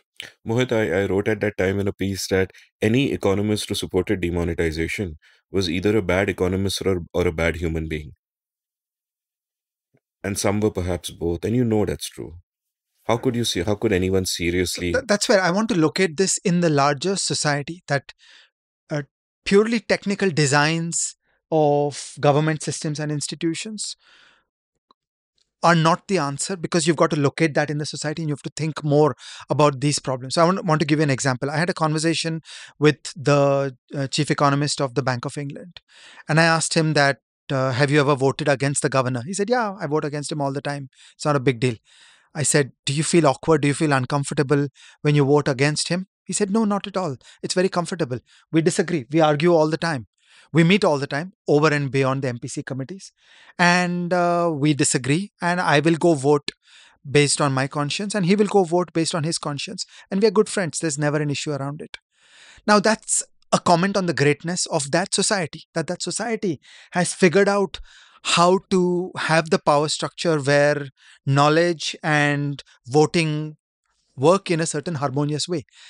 My But we point know exactly, that. Amit. These are high trusts. But we are not. And No, that's a no. reality. Of course. So that's the point that I made, that we've got to move in that direction. But let me connect these pieces. So now we come to design. That if in India you had uh, two employees of the Reserve Bank of India on the Monetary Policy Committee alongside the governor, would they really vote by their through their conscience? Would they develop an independent view? Would they disagree in their voting from each other? Okay, my concern is that given the way in which we operate in Indian society, and it's a societal problem, I don't want to single out any individual or any one organization. It's a societal problem that we have such powerful pressures of conformism and groupthink that it is very likely that all the three will vote together. Now, you must factor that into institutional design. So, if you were in the UK and you had a couple of employees of the central bank alongside external experts on an MPC, it may even work reasonably well. But we cannot do policy transplantation into a new setting without thinking how it will work in that societal context. And so in India, I would advocate an institutional design where there is one vote for a central bank employee, because you understand that it's a monolithic organization. They're going to have one view. Fine, we'll respect that. And they get one vote. So imagine that there are 5 people on an MPC and there are 4 external experts. 2 should be academics and 2 should be practitioners. And 1 is a civil servant. I think that gives you a nice MPC, one that respects and recognizes the difficulties of operating in the Indian environment. Wonderful. मैं तो कहता हूँ एक podcaster भी डाल दो, बीच में mic लगा देंगे, अकाउंटेबिलिटी सारी वहीं पे हो जाएगी। And this is a great point that many thinkers keep making on my show. I had an episode with Shruti Rajgopalan and Alex Tabarrok about exactly this. You know, I think the episode was called Elite Imitation, but it was about the paper premature imitation and whatever. Basically, isomorphic mimicry, that you take a policy that works somewhere else and you transplant it to India and you feel so smart. Arey, I got a degree from Harvard and I came and I did this policy and all these studies show it works and all of that, and that doesn't work. And that's a point you made repeatedly as well. Like in the email thread where we were discussing this stuff before that, you, for example, spoke about how, you know, defined benefit pensions would work well in Sweden, but they can't work in India. And similarly, when you look at the banking environment here, that you have to take all of these subtle differences into account. That maybe even talking about SVB, for example, and what the regulators did there is interesting in an abstract sense. But the Indian context has its own local qualities which we need to look at and think about that. So can you expand a bit on these differences per se and how we need to think of it differently? I am a little gloomy about how this is going. Banking is a very difficult business. Okay, so banks in India have like 20x leverage, crude leverage ratio. The total assets divided by net worth is about 18 or 19 or something like that. And so if a bank makes a loss of about 5-6%, it's technically insolvent. And that's a scary place to be. If you In fact, we were talking about this earlier. There's this sort of rah-rah mood in India. It's been there for the last 7 or 8 years, and it's continuously being pumped up. And you talked about an article that you read today, which is that the Western banking regulators need a lot to learn from India. Implicit point being that banks in India are absolutely safe. We don't make mistakes like this. And I find this puerile in the least. That, of course we do. And if it doesn't bubble to the surface, then there's a cost to it. So, I just want you to expand a little bit on what is that cost. And finally, there's no such thing as a free lunch. Somebody is paying for that. what we've had in India is that year after year things go bad in some banks, and either they get absorbed into SBI or ICICI Bank or something, or every year the government puts money in to recapitalize some banks, and these things are sort of kept out of the surface, so things don't get really bad. Uh, we've had several important defaults in the recent years. Yes Bank went bad, a couple of others went bad, and it's not the case that there is any great achievement of banking regulation in India. Things have gone really badly. So I'm worried that banks are highly leveraged organizations. You can't do derivatives trading in India with 20x leverage. But the average manager of a bank, the leadership of a bank, gets to run a 20x leverage position. And this is a high wire act, and things will go wrong again and again. And this has costs that year after year there is a cost upon the taxpayer. Also, the regulations are pretty draconian in many ways. So what happens is each time there's a bank failure, you tighten more regulations, and that's not necessarily wise. So earlier in the show, I talked about an objective, strategic picture of what is banking regulation, where the job of the regulator is to constrain the risk taking of a bank so as to achieve a desired target failure probability. Okay, now that's not how a lot of banking regulation in India works. A lot of banking regulation in India works by converting every bank to be a branch of one centrally planned institution. So my all the question- banks behave alike, all the banks look alike, their products and processes are the same, they're severely constrained, they do very little activity with the private sector. And so you don't get the full benefits for the country of having a banking system, and we are imposing a burden upon taxpayers. So it's not a very good arrangement. And I'm also not optimistic about things getting better for a long time. So unaccustomed as I am to questioning the possibilities for progress in finance in India, with banking, I am particularly cautious.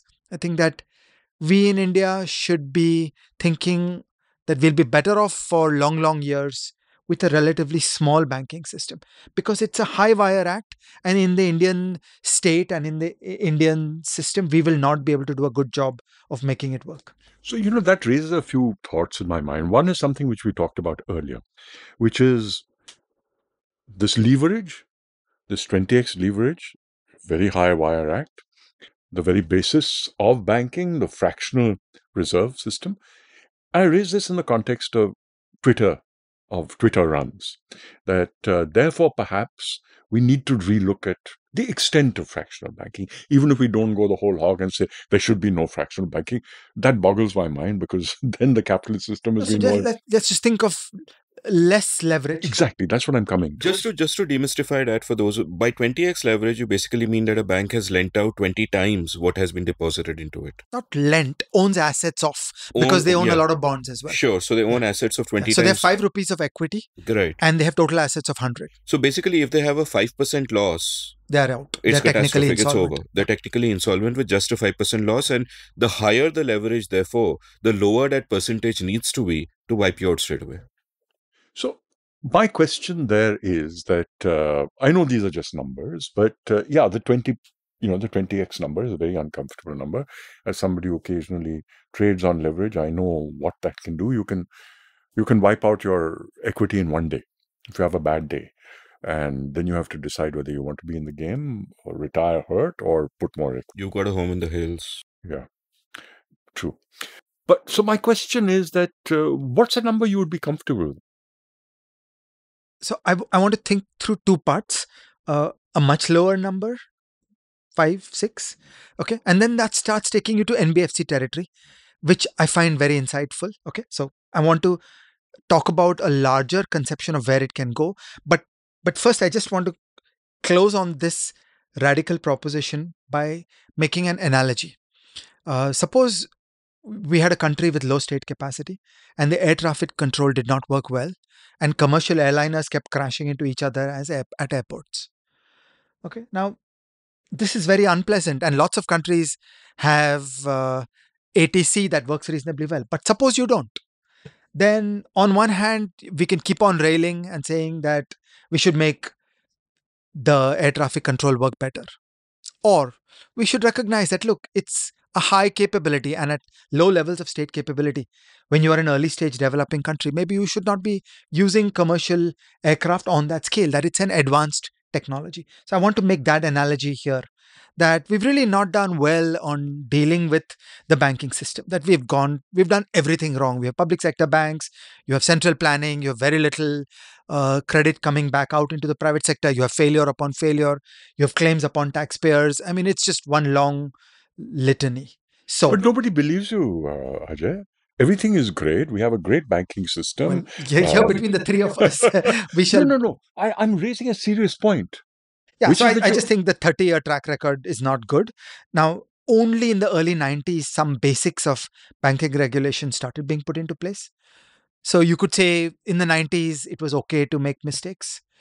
But through the 2000s, through the 2010s, it seems that the basic problems, that you've got a banking system which has public sector domination, that is a resource gathering mechanism for government debt, that lends very little out of its overall portfolio to private persons, that is fragile and error prone and failure prone, and that has negligible levels of innovation and problem solving, because there is one big central planning system and all banks look the same, they do the same things, they're run out of RBI. So when you add up these 5 problems, it's disappointing. Banking is not doing what banking should do for a good market economy. In some idealized conception, it's doing very little at a high cost. So I want to ask you 2 specific questions from my particular hat. Or one of the hats, like you, I also wear many hats. So from my hat as an investor, would you say that the Bank Nifty, which measures the prices of banking stocks today and is the second most traded instrument on the stock market, would you say the Bank Nifty is overpriced today? No, given the present structure of the Indian banking industry, it is remarkable how for many, many applications, you're down to running to the same 6, 7, 8 banks. So there is a lack of competition. That's one more element of the failure of the banking system. So those 6, 8 banks are wildly profitable and will be profitable for a long, long time. And when you NPV the cash coming out of these banks, you get to a hefty valuation. So in the present world, I think it's a great deal being one of those 6 to 8 banks who are practically the only game in town. Okay. So the second question, which is about how they're not lending to the private sector. So the question obviously then is, who are they lending to? Aside from the bonds that they buy from the government. But one more data point that I want to bring in there, and this is something that really surprises me, which is that if we look at the change in the lending of the banks over the last 10 years, the change has been quite remarkable. Firstly, the priority sectors are sham. Nothing's happening over there. The second is that lending to manufacturing has dwindled. Lending to service sector has gone up, which also reflects the way in which the Indian economy has grown. But the greatest component of lending of the banks today, the single largest chunk, is lending to households. Whether for consumer durables, for personal loans, for housing, for cars, credit cards, etc. For the present debate, I have no objections when banks lend to individuals and not to firms, because they are the people. Okay, so I just have an objection when banks are a borrowing arm for the state. That's all. It's a narrow point. that for the rest, engagement with the real economy is a good thing. And now, yes, it is a problem because really the sweet spot for banks is medium firms and not individuals and not big firms. So banking in India does not do a great job of that. But then it's part of this larger picture that one can paint where so many things are broken about Indian banking. So, just for the sake of our listeners, I want you to amplify a little bit on this issue of how much banks are bankrolling the government and what that does to the underlying structure of finance and credit in this. this will take us far afield, but I just want to do a quick sense of what is going on.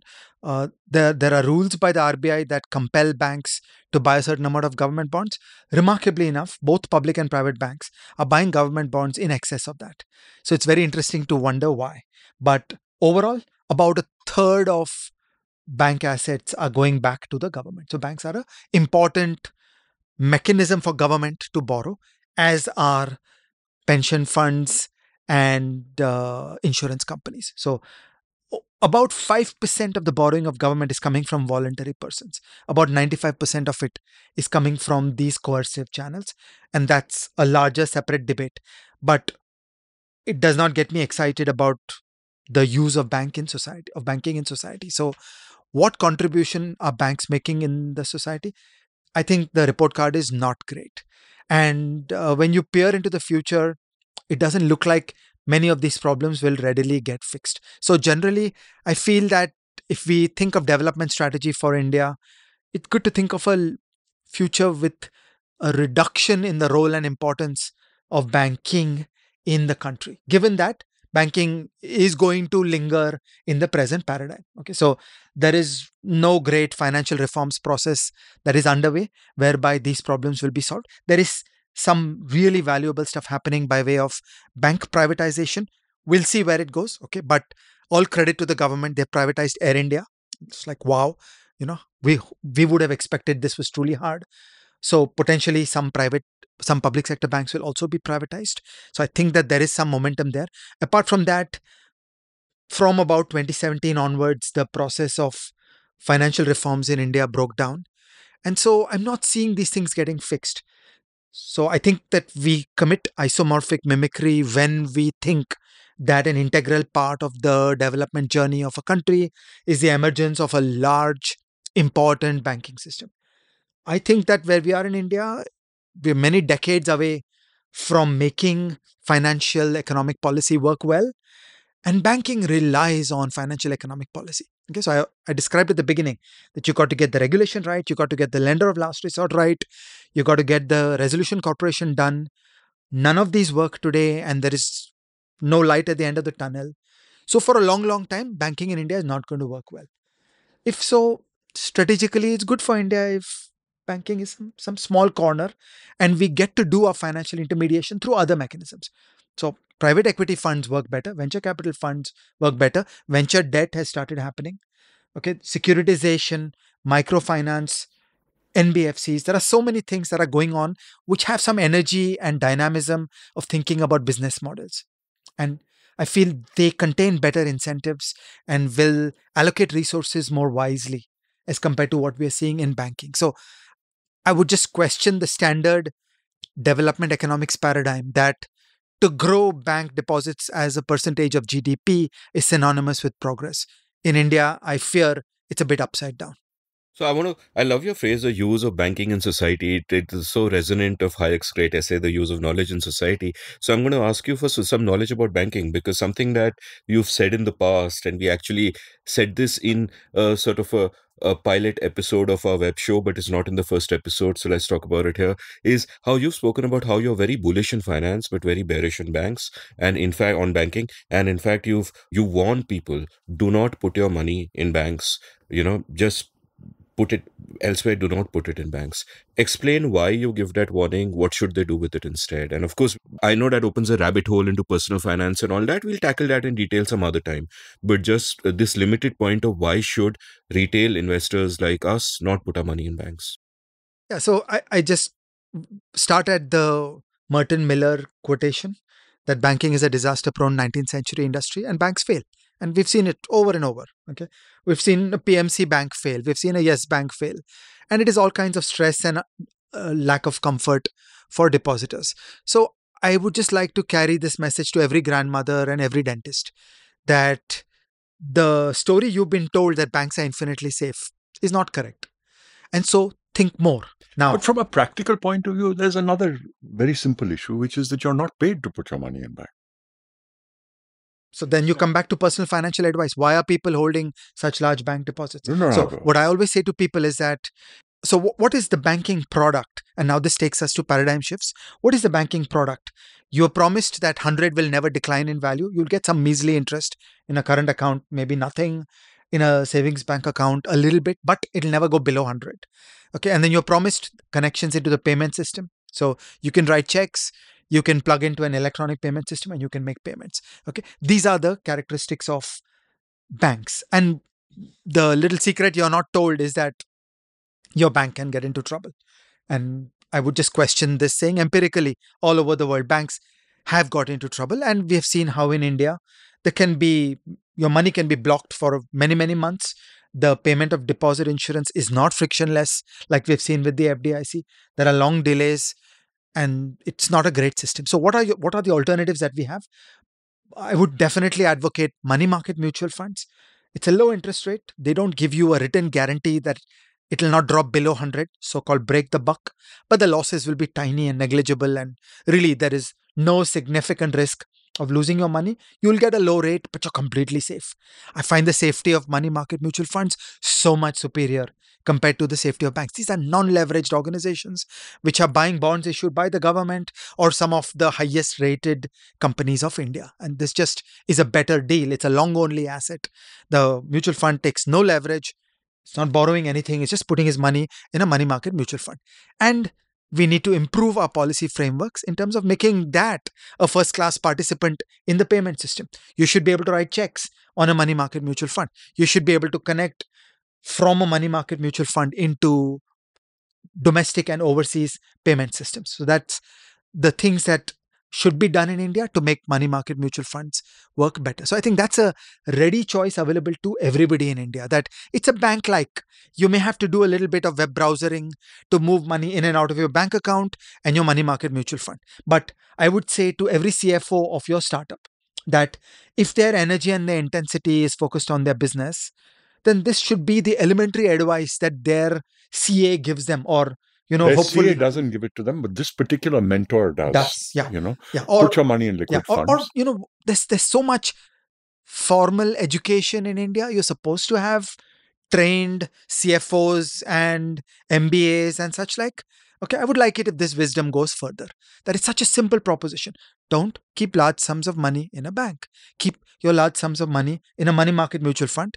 It'll broadly be like an SB or a little better than an SB in terms of the interest, and you're completely safe. You just have to take the trouble of moving 1 week's money into your bank account at a time. So you hold your low risk asset as a stock in the money market mutual fund. And every week you have to do one transaction to move money from that into a bank account. Some banks are offering sweep arrangements where automatically your money market mutual fund gets liquidated when your checking account is out of money. So I just want to make everybody think more about these propositions, that the cover story that we've been told all through our life, that banks are infinitely safe, you can put your money in a bank and forget about it, is not true.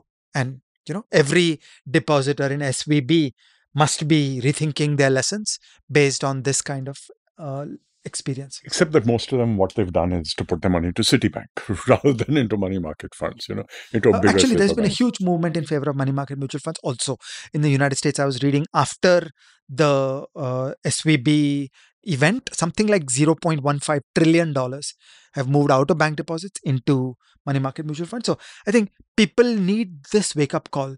And I think as society, in the 19th century, you had to sell a certain story around fractional reserve banking, because the only way to organize money was to have bank branches in remote places who would give out loans and take in checking accounts. So I think there is a story that is told, is that the price of the good things that banks do is that they will keep on failing and taxpayers will keep bailing them out. I don't buy that in the modern age anymore, because things like money market mutual funds, direct access to central bank clearing have pretty much eliminated the special role of banks in the creation of money. We can perfectly organize ourselves and do transactions in society without requiring banks. So it's perfectly possible to have a payment system where money moves through money market mutual funds or central bank checking accounts, central bank current accounts, without bringing this highly leveraged institution. And this brings me back to how much leverage. I'd basically say NBFCs. Just be NBFCs. Okay. Which is Don't 5-6% basically. 5-6x. Yeah. Not 5-6x. I mean that's what I meant. Just be NBFCs, raise bonds, don't have deposits. Fine, that's a business. It's a nice, clean business. It's a healthy, legitimate strategy. And NBFCs can and should go belly up because their financing is from bonds. So just like you never regulate the bond issuance of a Tata Steel, you should not regulate the bond issuance of an NBFC. They should go to the market, and their bondholders are professionals. So don't bring moral hazard there. Don't protect the NBFC. Let NBFCs go belly up. So then professionals will choose to invest in a good NBFC. And this 5-6x leverage, it's not too crazy. So at this point, I'm going to quote the great Vijay Kelkar, who has, of course, been your co-author on a classic book in service of the Republic. Can you guess the quote? No. Okay, so this is something he said to me during our recording, but it's not on tape. If you remember, we took a break. We were recording in the studio in Mumbai when we did our episode together, the three of us. And Vijay went to the loo, and then he came back, and then he, pointed a finger at me and said, Amit, I would like to give you some advice. Every time you're passing a toilet, enter it. And therefore, at this moment, with these immortal words, we shall take a quick break. And on the other side of this break, we'll kind of talk outside this paradigm, as I can see Mohit is dying to do. Long before I was a podcaster, I was a writer. In fact, chances are that many of you first heard of me because of my blog India Uncut, which was active between 2003 and 2009 and became somewhat popular at the time. I loved the freedom the form gave me, and I feel I was shaped by it in many ways. I exercised my writing muscle every day and was forced to think about many different things because I wrote about many different things. Well, that phase in my life ended for various reasons, and now it is time to revive it. Only now I'm doing it through a newsletter. I have started the India Uncut newsletter at indiauncut.substack.com, where I will write regularly about whatever catches my fancy. I'll write about some of the themes I cover in this podcast and about much else. So please do head on over to indiauncut.substack.com and subscribe. It is free. Once you sign up, each new installment that I write will land up in your email inbox. You don't need to go anywhere. So subscribe now for free. The India Uncut newsletter at indiauncut.substack.com. Thank you.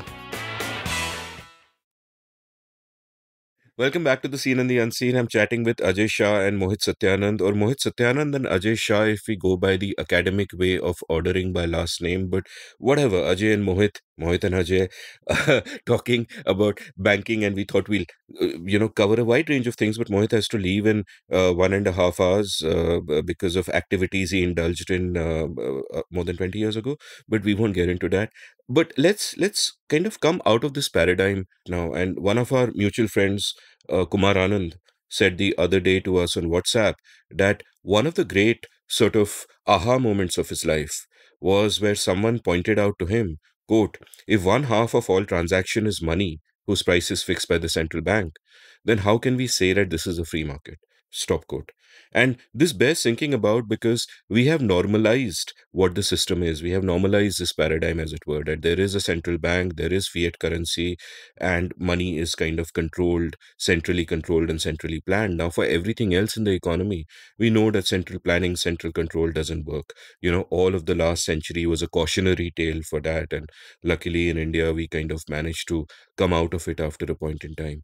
All of Austrian economics would be based on this, saying that, hey, this is not the way to go about, and there are like reams and reams of theory, and I'll see if I can put some dummies guide links in the show notes. But my broad, and in a sense, crypto is supposed to be sort of a response to this, or a solution to this, or a way out of this, right? And across the world, what we also see in various other domains, and I keep talking about it on the show, and I don't know if it's related, is a crumbling of the mainstream. Everything is getting decentralized, whether it is media or the creator economy, or perhaps even nation states, where their power diminishes as their citizens live more and more on the internet and in a globalized world. Though one could argue that there's a backward direction there as well. So, what are sort of your thoughts on it? And if I may quote you, Mohit, from an important document, by which I mean a message on WhatsApp, where you once wrote, quote, I have a deep intellectual sympathy for the idea of comparative money. So explain this, especially as many of my listeners would never have even heard of this. For them, it's like subnormal hai. Nation state hai, central bank hai, रुपया है, बाहर जाओगे तो dollar है. But you are saying zarurat nahi hai. Yeah, it's actually very, very, you can have an intellectual sympathy for something, but you can't actually build a structure around it. And I think I'm there. Though there was a time in the US, roughly sort of before the First World War, where every individual bank issued its own bills. And bill, as we know, is a synonym for money. It was, and some of those bills were fully backed by gold, and some of them were not, and some of them were fully backed by silver, and some of them were not. And it was caveat emptor, just as you ask a person. We were talking earlier today about how treasurers, CFOs of companies need to understand what the bank is doing, but perhaps we should exempt the grandmother or the retired teacher from doing it. Similarly, at that point in time, every prospector who was out there in the Midwest and, say, needed to send money back home to the East had an eye on whether the bill that he was using to transmit that money represented money that was in the bank or not. So we have seen competitive money before, which is why I thought the idea of crypto was great. It's not worked so far, but that doesn't mean that it or some other successor of it might not work, whether in my lifetime or my son's, or should he have progeny against the intellectual views of people like you, which is a progeny is a sin. It might happen. It's very challenged because when you have a monopoly, you don't want to give it up. And when your monopoly over money is also backed by your monopoly over violence, then the chances of your giving it up are really, really remote. And most of the ramps into cryptocurrencies are via fiat. And so this is a huge intellectual problem. I don't have the bandwidth to, the intellectual armory to really find an easy solution to it. But that doesn't mean that my intellectual attraction towards competitive money diminishes. Now, in a practical sense, even within this limited universe of 190 or I don't know how many fiat currencies that we have, I do have some options. So I can say that, for example, that the Turkish lira is a fundamentally flawed currency. And therefore, if I have the wherewithal, I'm going to take my money out when I see trouble in Turkey and put it into the US dollar or Swiss banks. And rich people around the world have always done this. They've been able to exercise that option and move into competitive currencies. So when you're functioning within the paradigm of one state, and you only look at India, you can say there's no competitive currency. But rich people have always had access to competitive currencies. Rich people in India for the last 20 years have been taking money out of India, whether to invest overseas. 100 years. 100 years, right. It became easier again over this century. But they've always taken money out. So competitive currencies exist. They just don't exist within the framework of a nation state. And they exist only for rich people. I mean, the whole dream of crypto is if you decentralize everything, everybody can, decide what to use, how to buy. But I don't think you can do away with the idea of competitive currency. It's only a question of, as you said, who can utilize it. It would be the case that if we were in that particular equilibrium, it would be incredibly hard to imagine how we would ever arrive to this equilibrium. Although perhaps it would be easy because state power would just consolidate. But having said that, let's leave the pathways aside. Like conceptually, I just want to add one more thought to it, which is actually a very obvious one sitting here in India, which is the competitive currency in India has always been gold and still exists. No nation, and certainly not a nation as poor as ours, holds so much gold because we have such an imbibed history of reckless printing of money. So competitive currencies already existed. I believe that we need to democratize and create more access to competitive currencies for everybody, not just the rich people who can buy crypto or US dollars via LRS or whatever it is. And at the same time, we are seeing the kind of threat that it poses to governments. And our government right now is very clearly moving in a direction where they don't want to say, we want to stop LRS, but we want to make it tougher. And so, from 1st of July, they're saying for every rupee that you take out, you put 20 paisa in the government treasury. Yeah, we'll give it back to you. We'll adjust it against all your taxes. But as far as I'm concerned, the cost of that dollar to me now is 100 rupees. I'm paying 100 rupees for the dollar effective 1st of July. So governments, especially governments which are in fiscal straits, and our government is, I don't want to overemphasize the problem. I'm not saying the government is going bankrupt, but there are some fiscal straits here. What is the first thing they do? They make competitive currencies more inaccessible and more expensive. Over the last few years, they've done it with gold. They've put up the price of gold imports, and they would have done more, I believe, if it weren't for the fact that they know that whenever you do that, you create other channels. You create criminal rings in Bombay. The whole rise of criminality in Bombay began with that. And those same guys later, when you banned gold imports, they became smugglers of And weapons. the same guys will do Hawala now because of LRS, They'll right? do Hawala. I find it useful to establish 4 measures for every putative currency. Okay. Question 1, is it a sound store of value? Okay. So for example, gold versus Indian rupee. Over 100 years, the Indian grandmother has understood that gold works because it's a better store of value. The second dimension is anonymity. Humans don't want to be tracked. Humans don't want to be counted, measured. And a currency that gives higher anonymity is a good thing. For example, cash works well, gold works well, whereas around electronic systems, by now, there is a mass surveillance system all over the world, and the governments are watching everything. So that's measure number 2, which is amount of anonymity. The third measure is capital controls. What is the ease of moving cross-border? Okay, we all want a currency which is less onerous in terms of moving across the border, while some states choose to interfere with our natural state of freedom. And the fourth dimension is about ease of API access. A good currency is one in which I'm able to write software which plugs into APIs where nobody is imposing charges on me, nobody is saying you can't enter, and transactions get done reasonably frictionlessly. So these are the 4 dimensions. And now let's apply this to thinking about a couple of currencies. Okay, so Indian rupee, store of value. We got to an inflation targeting law in 2015. And in about 50 years, the people will know the extent to which the Indian state is able to deliver on the 4% inflation promise. It takes decades and decades to earn this trust. And time will tell, but we are at the early stages. Whereas if you think of the euro or the dollar, by and large, store of value is pretty good. We would think of the recent period as an aberration, and they are mightily fighting back to get to the 2% inflation. Second is anonymity. Their state-run systems are bad, and cash works well, gold works well, and the cryptocurrencies don't work either.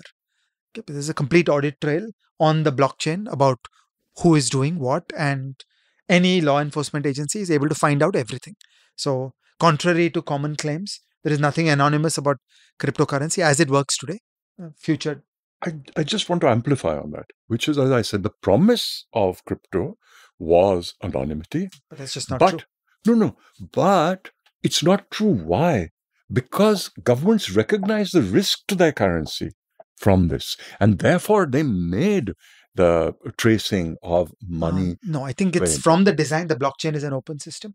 So right from the design stage of this rev of Bitcoin, you've got a lack of anonymity. Okay, so let's just leave it at that. So dimension one is store of value. Dimension two is anonymity. Just to sort of understand that a bit, and forgive me, I'll ask another dummy's question, but the way blockchain works, I mean, there are two aspects to it. One is anyone can, of course, see a blockchain, but you could just be an avatar in that. You could just be a number. How do But they know who you are? when the authorities come after you, they will get information out of your file system that remaps you to your avatar. So in an investigation, they know everything. So in a hypothetical situation, let's say that I manage to open a Bitcoin account somewhere and somebody pays me for, say, my writing course from there. How does the Indian government access that and figure out it's me? They will first have to obtain information from your laptop. So But they after have to that- physically have But me. that's the normal investigation system. Mhm. And dimension 4 is API access. So let's take US dollar, reasonably good on store of value. On anonymity, $100 bills are great. And The bulk of them are owned outside of the US. yes, the whole world uses suitcases of dollar bills as a pathway to anonymity. But when it comes to the formal sector transactions that are electronic, they're completely surveilled. Number 3 is capital controls. There are no capital controls. You can do whatever you want cross border. And number 4 is API interconnect. They're decent. They're not great. Okay. So like this, we should think of the various possibilities of gold, decent store of value, high anonymity, excellent in terms of capital controls, and no API. It's very cumbersome. You have to move physical pieces like that. So every currency can be evaluated in these 4 dimensions. And at a practical level, I think the dollar and the euro are decent, successful currencies. While they are manufactured by states, I think they work. They do a decent job. They deliver store of value. They deliver high value bills. You get your anonymity. They deliver good APIs. And they have no capital controls. I would add to that the Swiss franc, which has the highest bills. Yeah. You have bills up to like, I think 500 Swiss francs. Yeah. So I didn't know the exact numbers, but I'm just saying that I don't want to view this ideologically. I want to view this pragmatically, which is what are the currencies that do a good job of serving their users? These are the 4 tests. By these tests, today's cryptocurrencies don't do a great job. They're not a good store of value. They have no real anonymity, and they have good behavior when it comes to capital controls, and they have full API interconnect. They have excellent API interconnect. But on the first 2 things, they're not doing great. However, as with you, I remain interested in that field, and I think it's an important field because we're only a few years into the journey of Bitcoin. Okay, the original Satoshi paper only came out in 2008. On the other side of the fence, look at fiat money. For hundreds of years, fiat money was a story of one failure after another. Okay, similarly, India got to inflation targeting only in 2015. Until 2016, when the law was amended, the preamble of the RBI Act said that this is a temporary act. Okay, so I don't want to diss cryptocurrency based on a small number of years of experience. I think that it was an important creative achievement to find that group of theorems that give us a money-like functionality. And you ain't seen the whole story yet. So it's quite conceivable that when your son is 50, there will be vibrant mathematical theorem-based alternatives to state-backed money. I do not rule it out. I think we're just at early stages today. So if Mohit has a sack of Swiss currency in his house and the cops come over and question him, what will he offer? A frank confession. Having I was going to say a cup of chai. a cup of chai as well, perhaps, and a frank confession. Having got that out of the way, both of you wear a bunch of colorful hats, not as good as our Modi ji, I must confess, but I don't think you'll mind my saying that. But I will ask you to add one more hat on that for the purpose of the next 10 minutes, which is the hat of the science fiction writer or the imaginer of a future, as it were. And talk about, like, Mohit Sankedar is 50 and there are options, and this is not the world that we are in. Paint a picture of what that world will be like in terms of getting around, transacting, and your imagination can take you beyond the money question. But I'm just trying to grok in my head that what would such a world look like from the perspective of an average Joe like me? So I won't limit myself to 25 years. We are living till 120. But, you know, honestly, when it comes to investing, people ask me sometimes when I talk about shares, they say, what is your investment horizon? And I say, mine is infinite.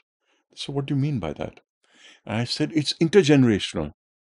And people think that this is just, one of those fancy intellectual phrases that I'm using, or I don't really want to engage with them. But that's my honest answer, because I think money can be like that. Money can be, and I think that's even more true of ideas. And an idea that you have, which is perhaps also idealistic, not just an idea for the sake of exercising your imagination, doesn't need to have a sell-by date. And in that sense, I would like to believe that there will be a time someday.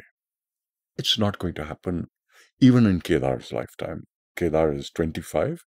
It's not going to happen. But I would like to think of a world where actually money becomes unimportant, meaning that there is enough access to resources that you don't have to stockpile money.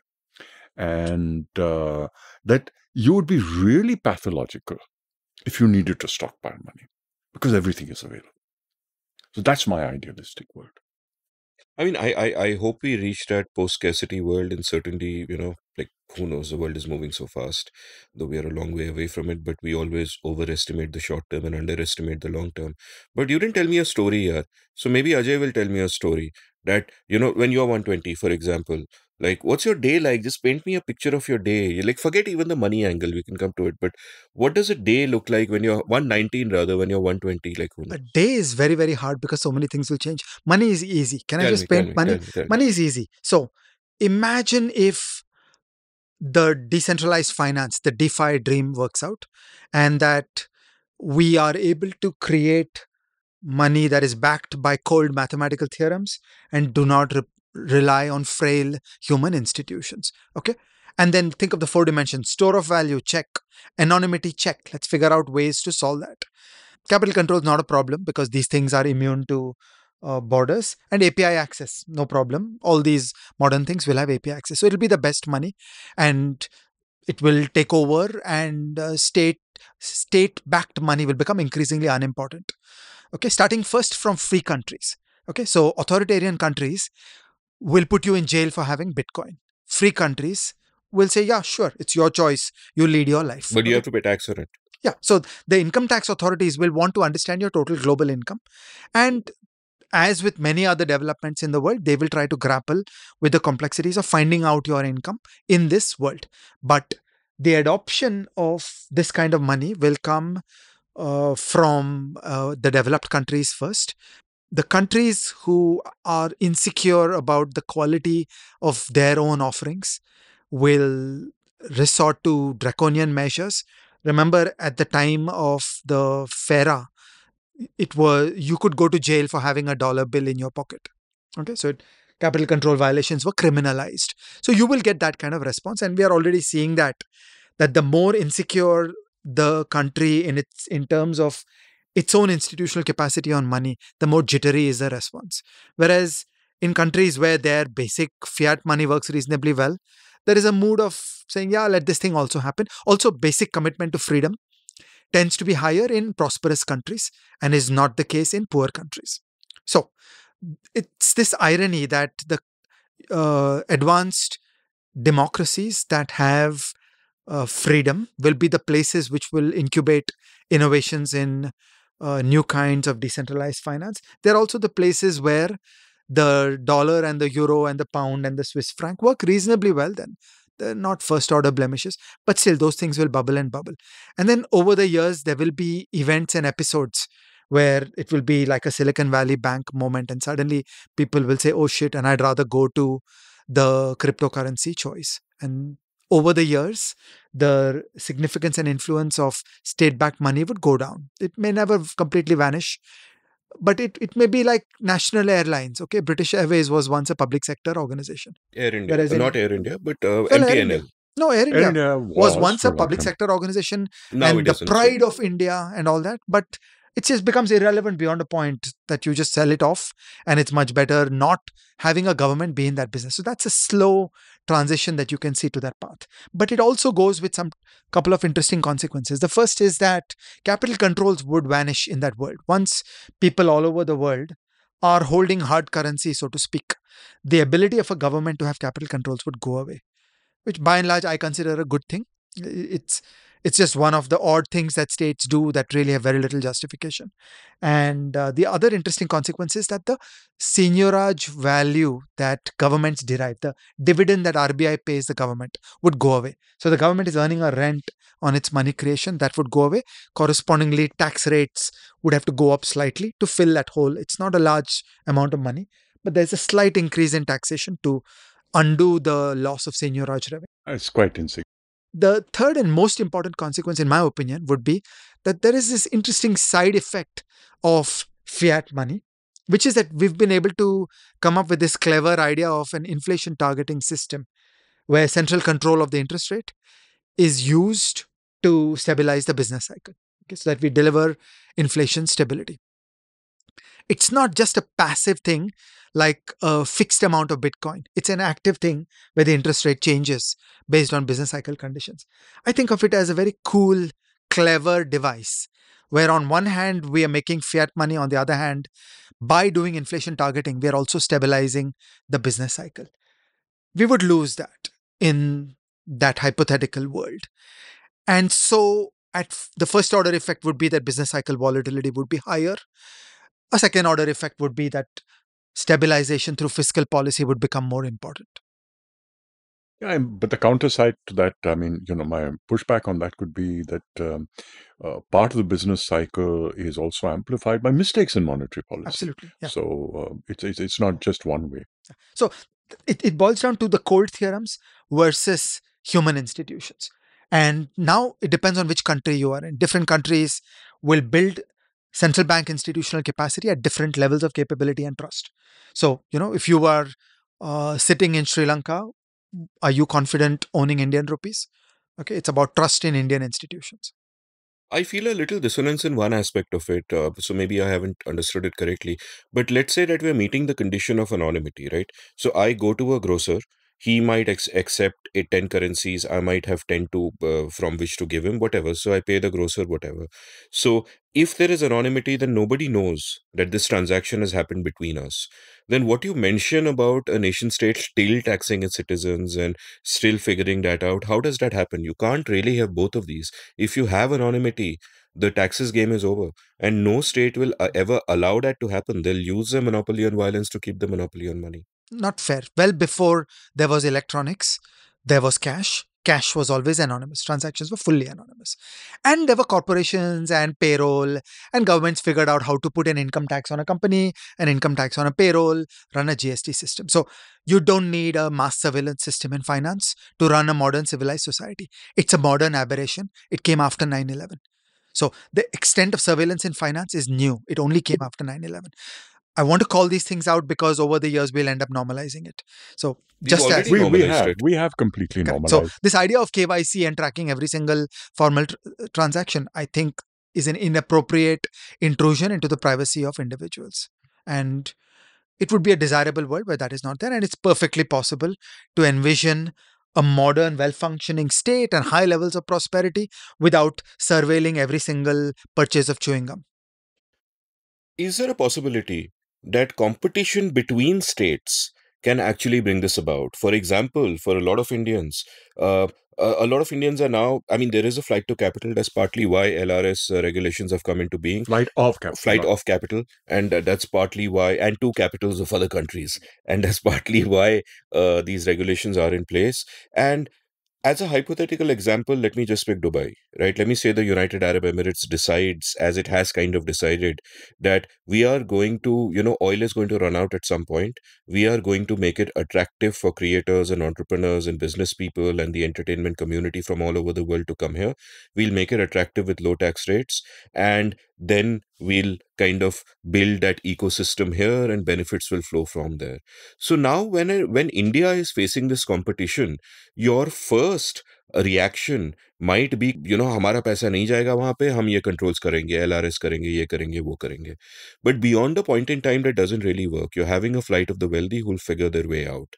So then the only way to handle this is with good policies of your own. And then that could lead to an interesting sort of virtuous cycle where you have a greater amount of liberalization across various margins, including perhaps a dial back of surveillance if that is what people want, including allowing multiple currencies if that is what people want. So, firstly, I just want to on the detail.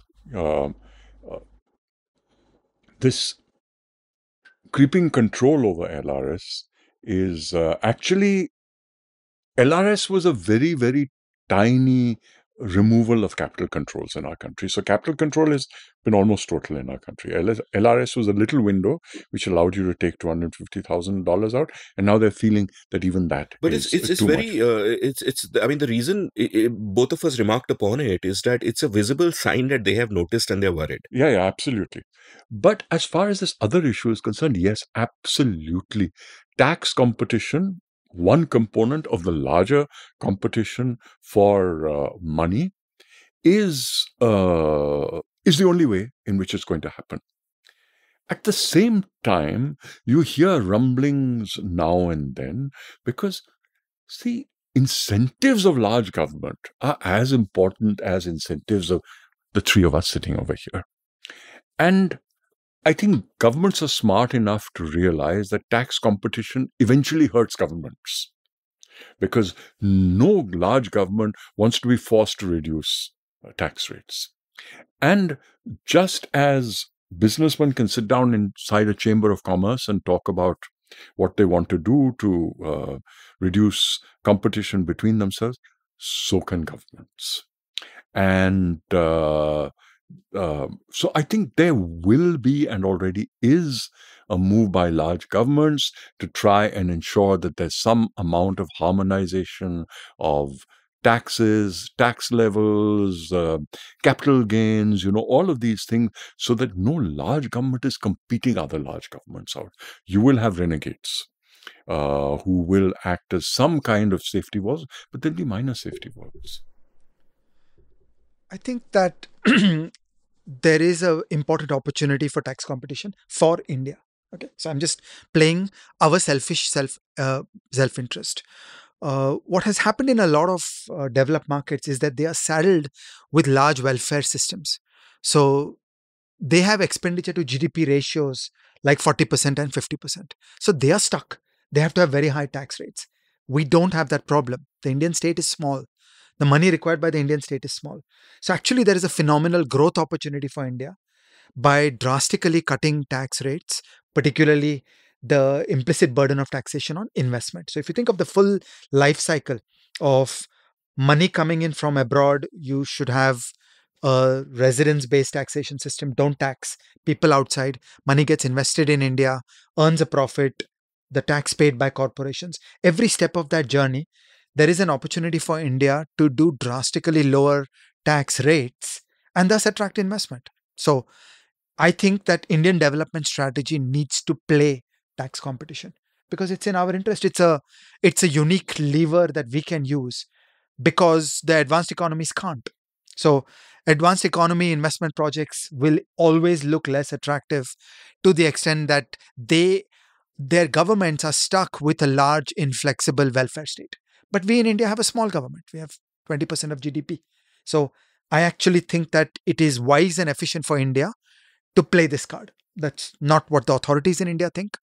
Okay, so tax policy people in India always want to raise tax rates, always want to be more draconian, but tax policy is too important to be left to tax officials. Thinking from the viewpoint of Indian development strategy, in my opinion, it would be wise for India to have a corporate income tax rate like 10%, to do OECD type residence-based taxation.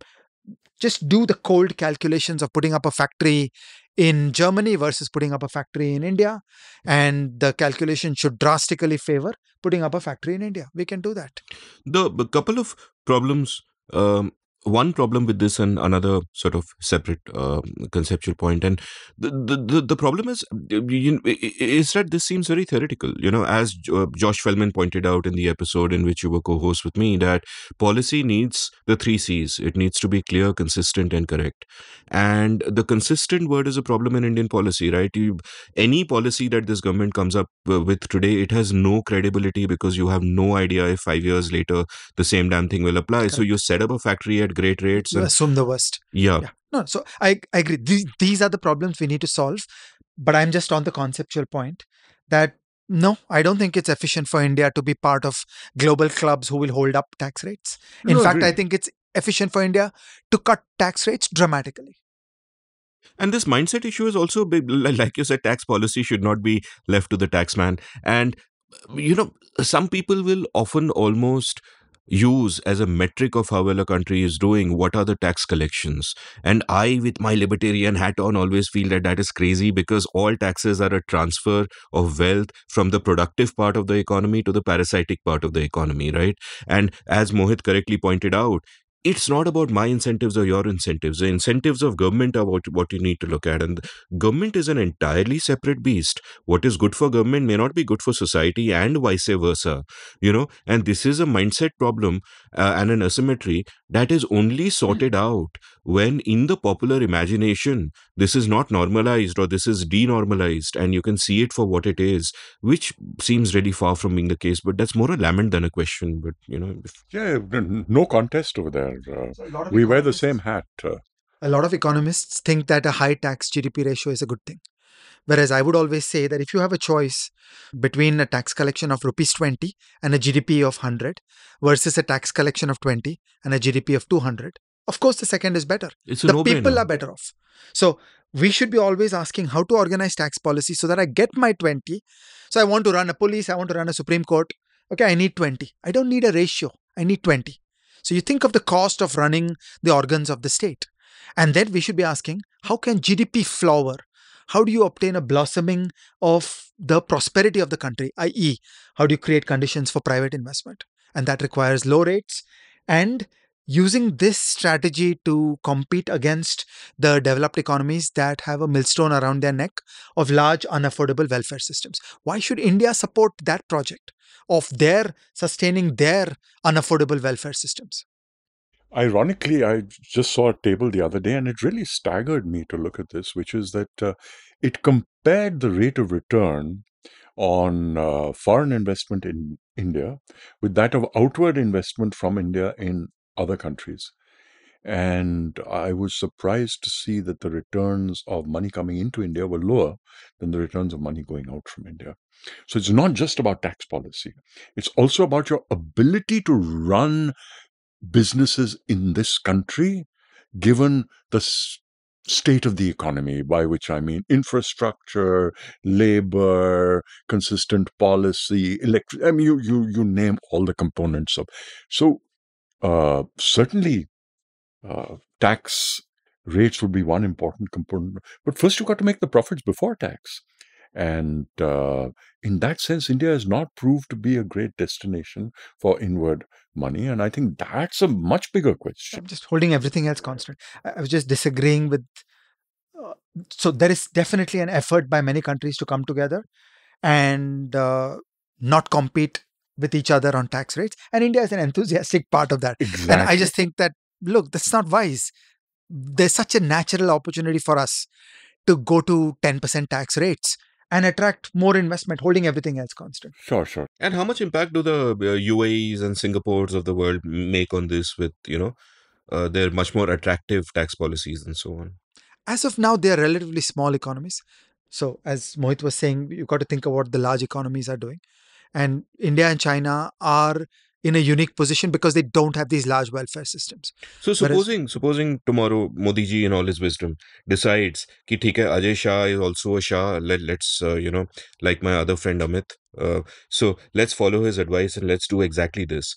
Would a player like India coming into the game and suddenly becoming more attractive and being able to establish after a few years that it is not just clear and correct but also consistent, would that change everybody's incentives and turn this vicious cycle into a virtuous cycle? it would be one important element of that. So, as Mohit emphasizes, people are going to make a spreadsheet. They're going to cost everything. They're going to cost the incredible payments to lawyers that have to be made in order to operate in India, because dealing with the Indian state is so difficult. They're going to price the difficulties of the infrastructure and all that. But at the end, when you get to the post-tax ROE, tax rates matter. So other things being equal, many projects will tip over into viability in India, whereas otherwise they would have not. So yeah, I think this single action would have a material impact on investment in India, particularly whether you think about Indian companies who might otherwise put their investment abroad, or global companies putting their investment in India. On this specific topic of corporate tax, one of the significant things that the Modi government did, was it 2019 when they lowered corporate tax rates? It began in 2016, 2015. Yeah, but there was a drastic cut of corporate tax rates. What is it now? No, it's a complex tax structure, but there was a substantial drop in tax rates, and this was partly an answer to the fact, which people like Ajay have documented very clearly, which is that investment in India was dropping.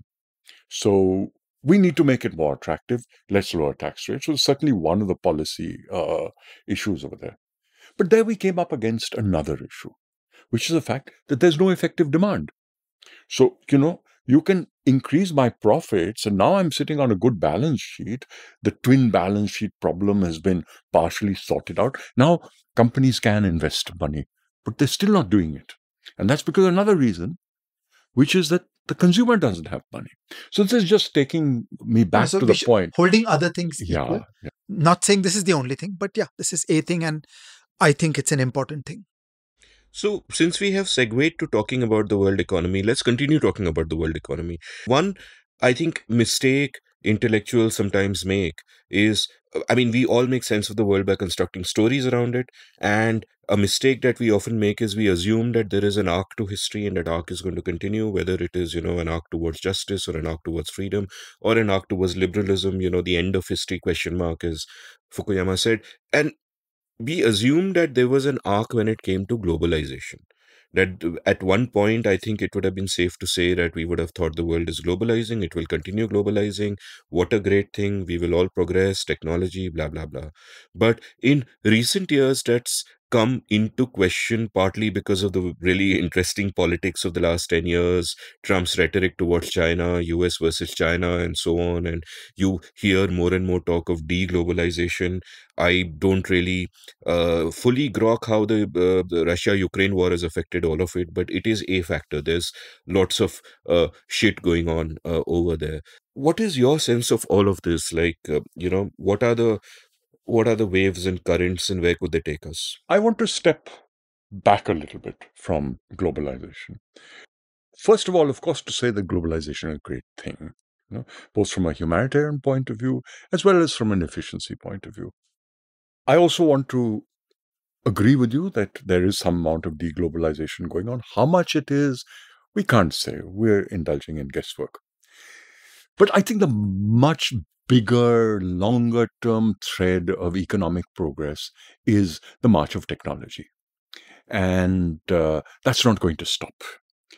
Part of this whole deglobalization issue and Trump's rhetoric, I think the reality is that there has always been among large powers a sense of competition over control of key resources, the access to those resources.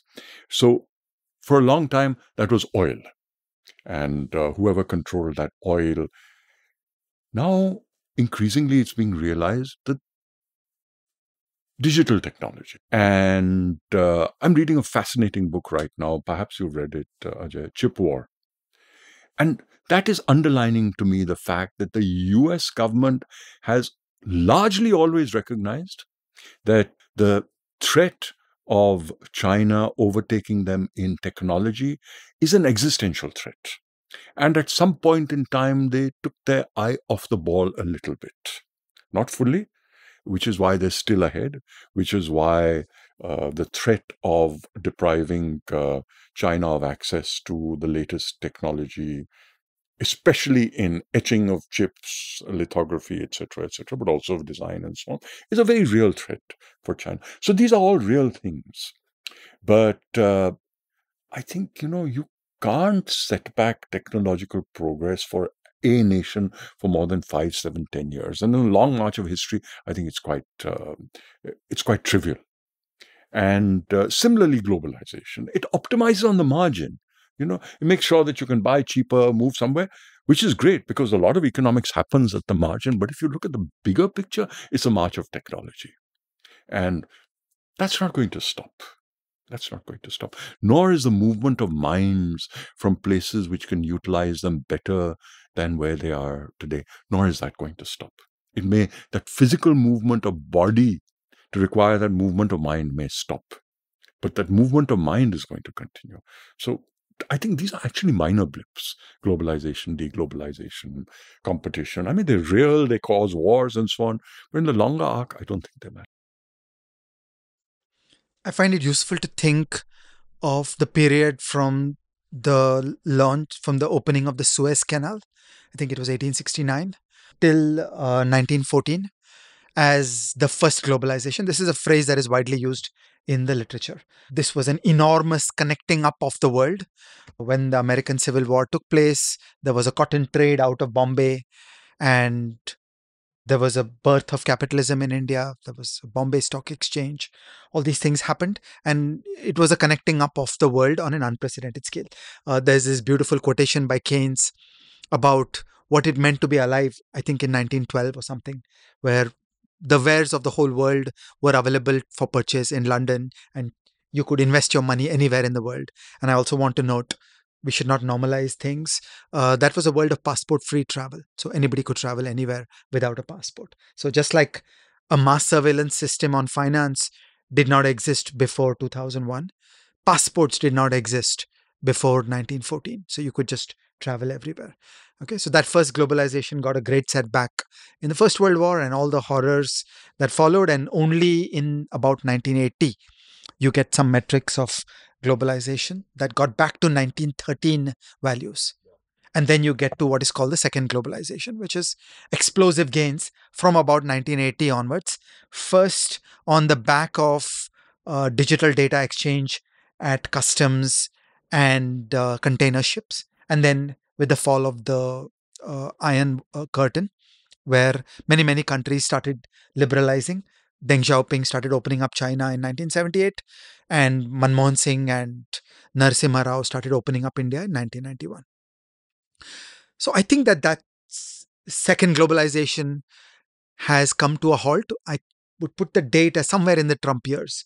I think today we are not ready to pick that precise date, but somewhere in the Trump years, a lot of that growth has ended, and we are in a new phase. And I think of it as a third globalization.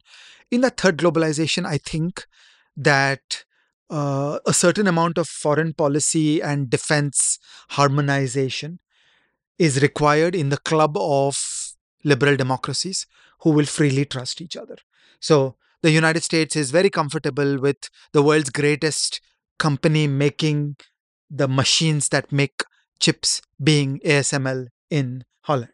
Okay, so it's not in America, and there is no friction there because there is the confidence that the Netherlands is an advanced liberal democracy, is a member of NATO, so is aligned on foreign policy, is aligned on defense.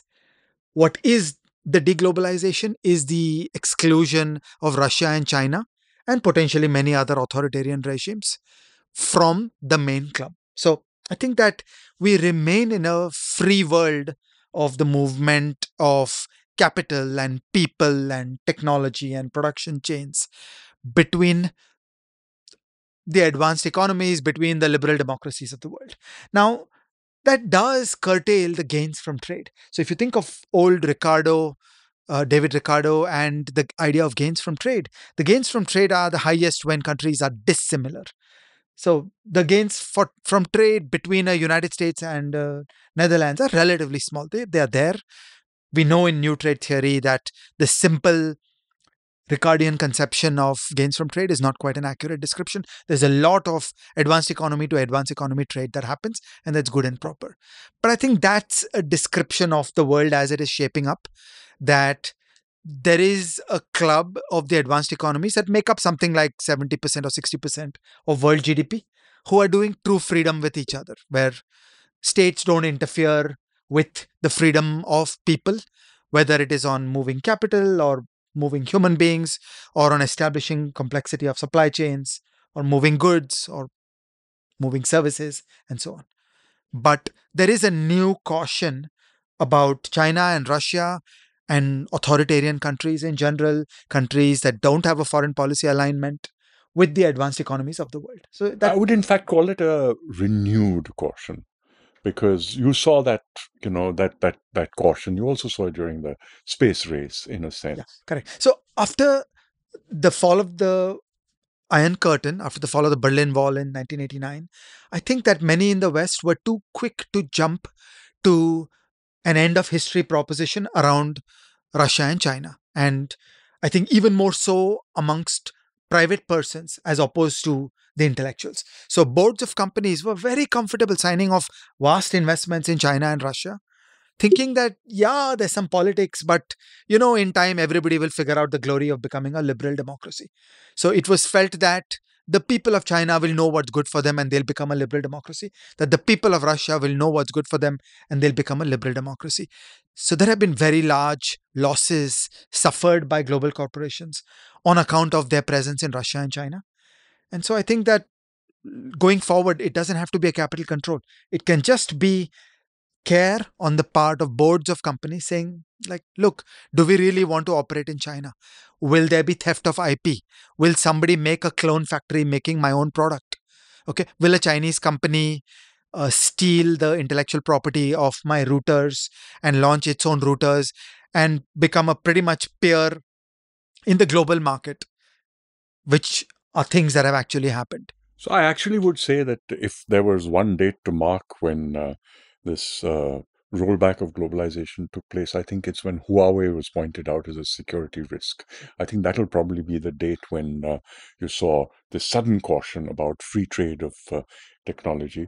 Because saying that having your telephonic exchanges with other people is now going to be pried upon by a Chinese company.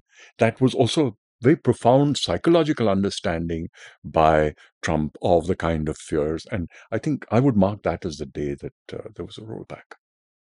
I'm not sure Trump had profound psychological understanding of any kind. He just lucked upon a rhetoric which happened to I have this disagree with particular you there. reference. I I'm think not, both sides, yeah, both exactly. political parties in the United States today are very skeptical about China. Yeah.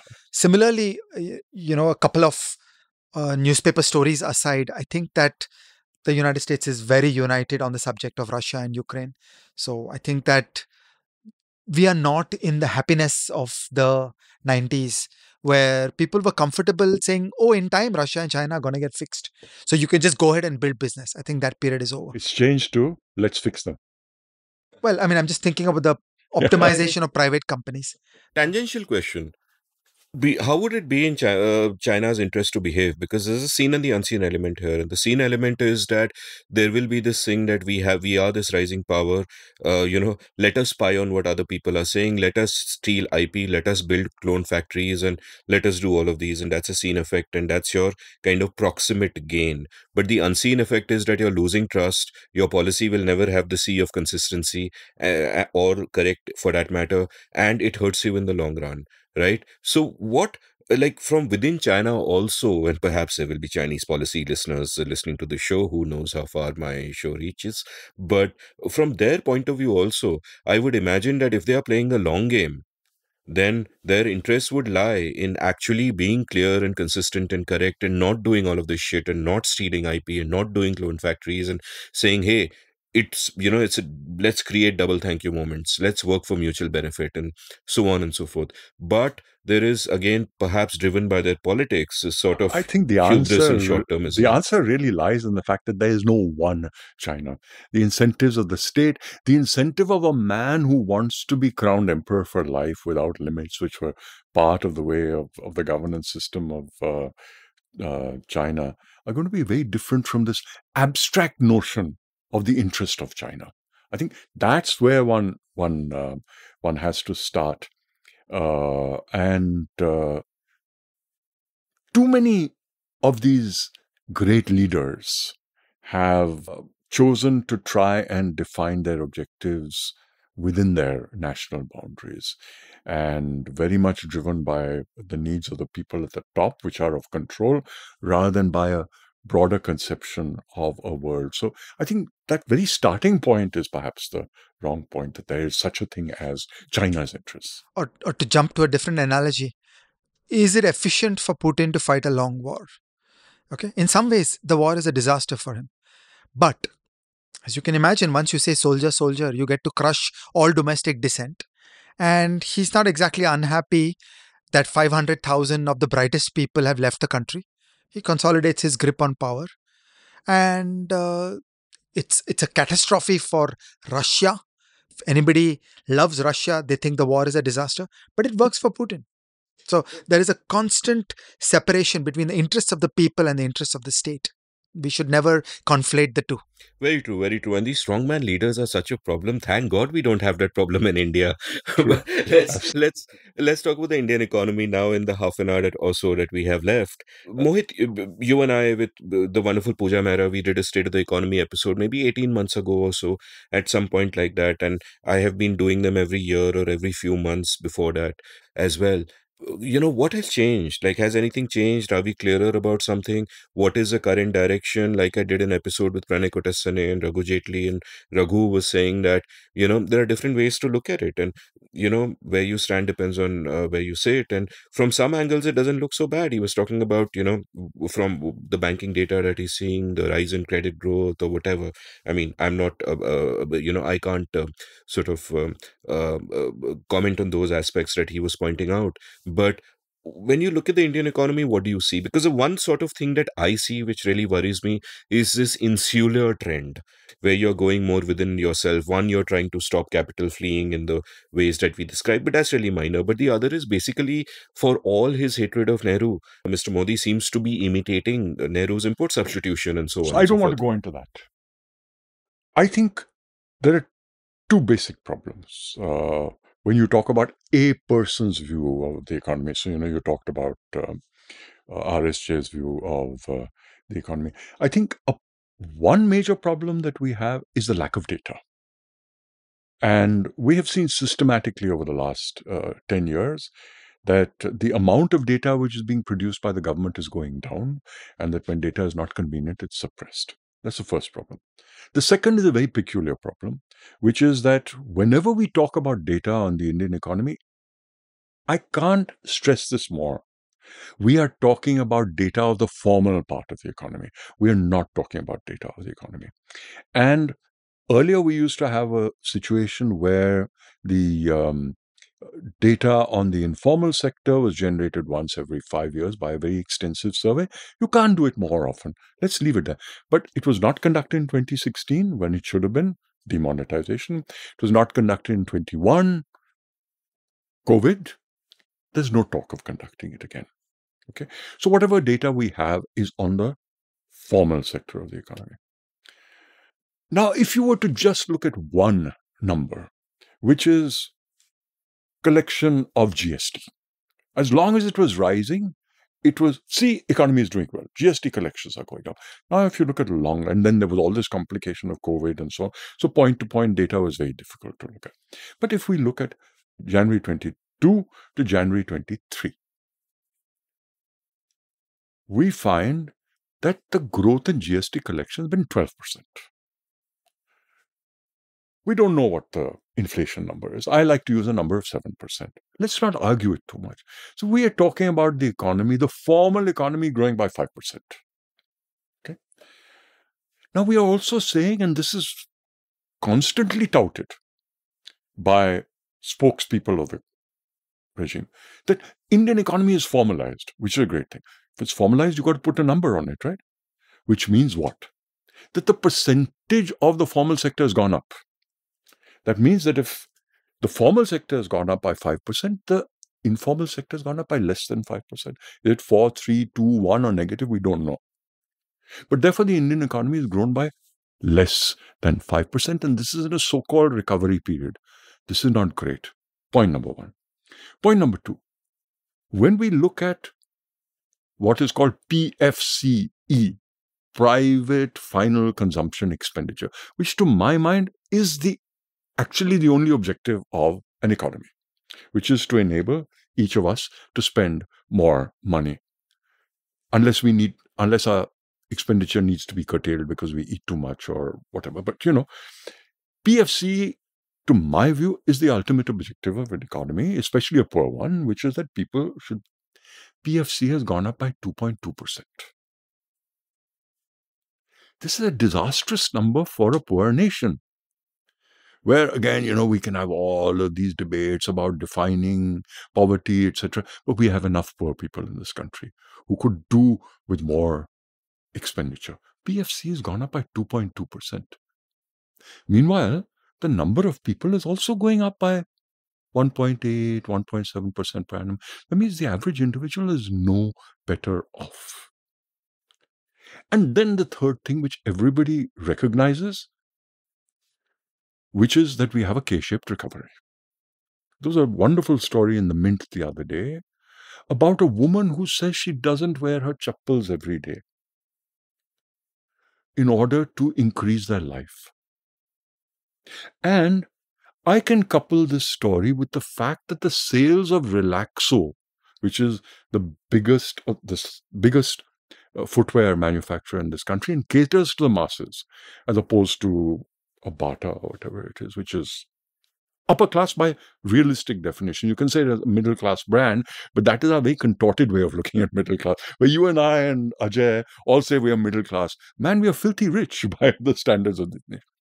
Sales of Relaxo are down in monetary terms.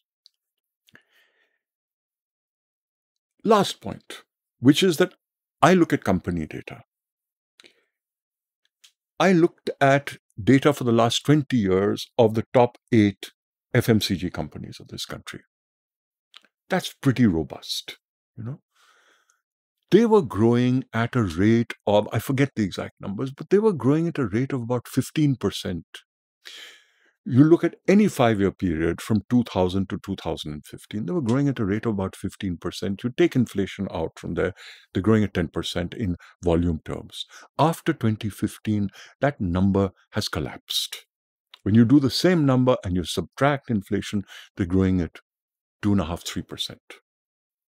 And again, if you plug formalization back into it, that means that consumption of consumer goods, given that the share of the Britannias and the Hindustan Levers and so on has gone up, is really, really low for a nation that population itself is growing by 2% per annum. So the economy is I'm not saying it's in bad shape, because bad is such a subjective number. The fact is that the economy is not growing in a way which a poor economy needs to do in order to improve the material well-being of its people. And the final point is that ultimately, what is your road to exercising franchise as a consumer? To have agency as a consumer is to have a job. And organization with which Ajay Shah and all of its data is much more familiar than I am, CMIE, has really been the only organization to bring out data regularly on what's happening to employment.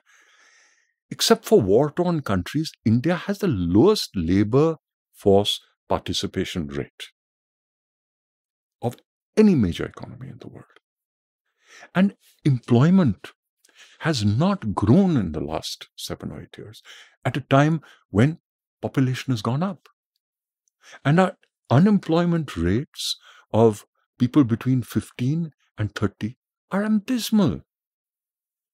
So anything that's rara about the economy doing well is a profound disservice, because unless you admit you have a problem, you can't deal with it. So I'm pretty dismal about the state of the economy. Yeah, I have one comment on what happened. I think that uh, many things happened that led to the turning point on investment, which is 2011. Okay, so from 2007 onwards, many things went wrong. That generated a turning point where investment, by many metrics, peaked at about 2011 and has fared poorly thereafter. And I feel we've not figured out the policy puzzles and their solutions so as to address that. Then came the difficulties of the smaller and the medium companies. So many events happened in India where the really large corporations had the management and the financial depth, the management depth and the financial depth to be able to mount a response. Whereas when you're a smaller company, you just get crushed. So my heart really bleeds for smaller companies in India. India is made of thousands and thousands and thousands of smaller companies who are spread all over the country who matter disproportionately to the employment. Now, what happened is that for all of us, as Mohit said, we think disproportionately in terms of the formal sector data, because really the best data source in the country is the company data. So for me personally, how do I think about what's happening in the economy? I look at the large non-financial firms. For me, that is the truth. It is the best measure, and admittedly incomplete measure, but it's the best measure. It's trustworthy data. So you can understand what is happening to their sales, express it in real terms, and you get a sense of the growth of the economy. And by those measures, some parts of the recent journey actually did rather well.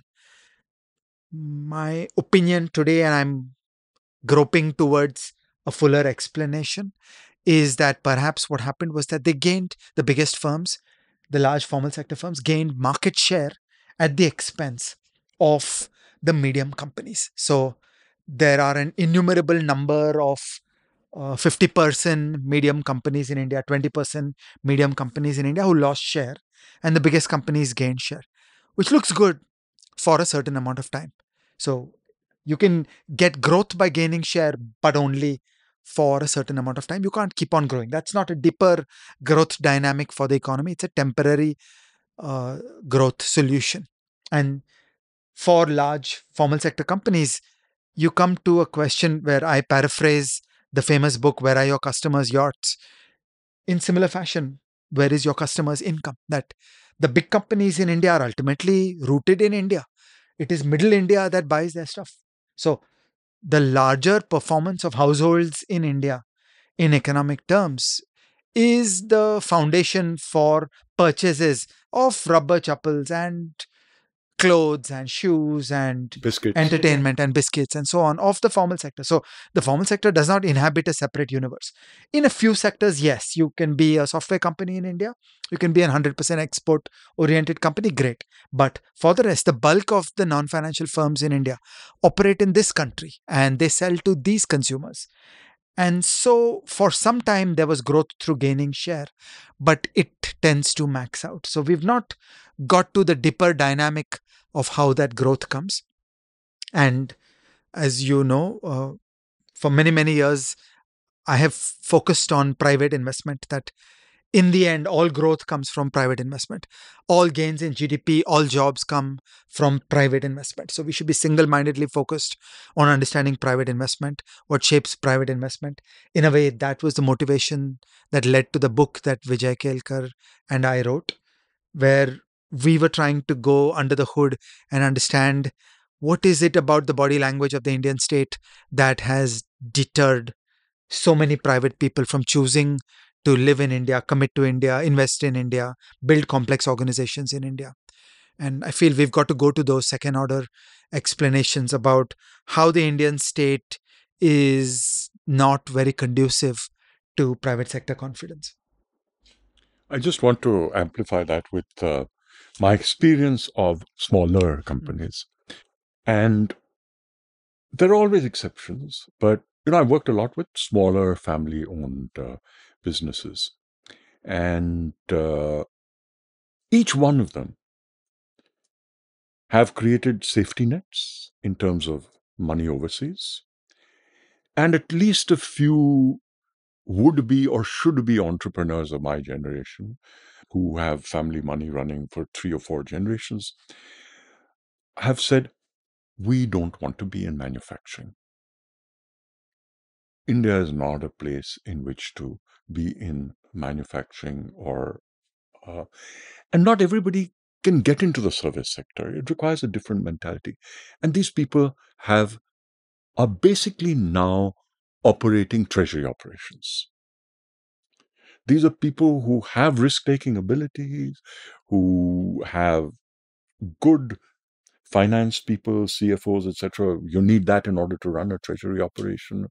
But they've known how to build organizations. They've delivered brands in the past, very, very successful brands in the consumer space. They don't want to be there anymore because it's just too troublesome. Again, 2 personal points. One is that in the year 1983, I set up what ended up becoming the first successful snack food brand in India. Uncle Chips. Not with my own money. It was a small brand called Cracks. And because it was so difficult getting factory approved land, etc., we finally bought land from an existing entrepreneur or the son of an existing entrepreneur in Ghaziabad. And the day I went to take possession of the land and give the final demand draft to this young man who had no inclination towards setting up his own business, he was receiving a large check. He said, "Boss, congratulations, boss."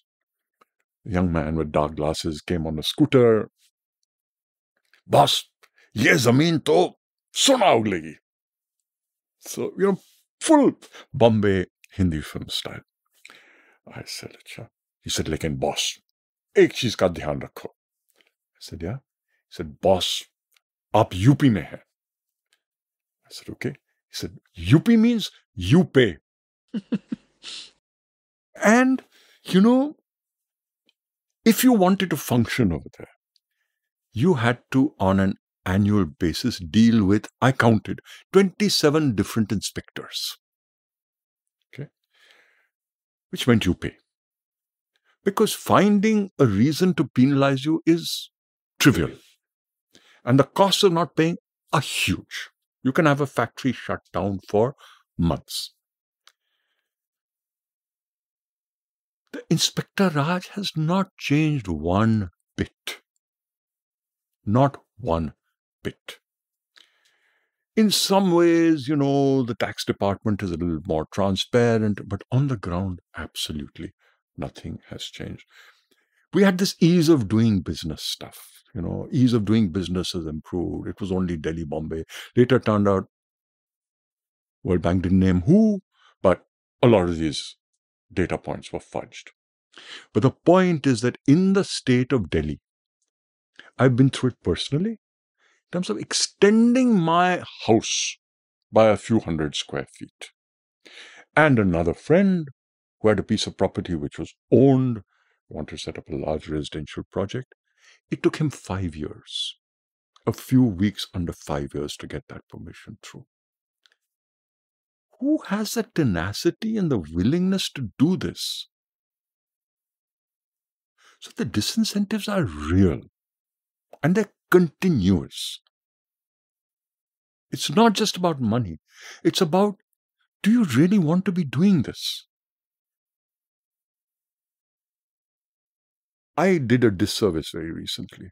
I was on a cruise, and there were some very rich people on the cruise. One of them was an NRI couple who've been very, very successful. They live in the San Diego area. They own a real estate company which has 9 hotels, big brands, Hilton, Sheraton, etc., etc. Full of, India is the place where it's happening, and we've told our son that he must go to India, and so on and so forth. What do you think about the state of the Indian economy? Now, looking at them and their behavior and so on and so forth, I could see that they have partaken of the elixir of India as the greatest place on earth to do business in, and that this was not my job to talk to them about economics because it's a long story. It's not an easy story to tell. But I still felt I must be honest to them. I said, before we get to the Indian economy, let me ask you.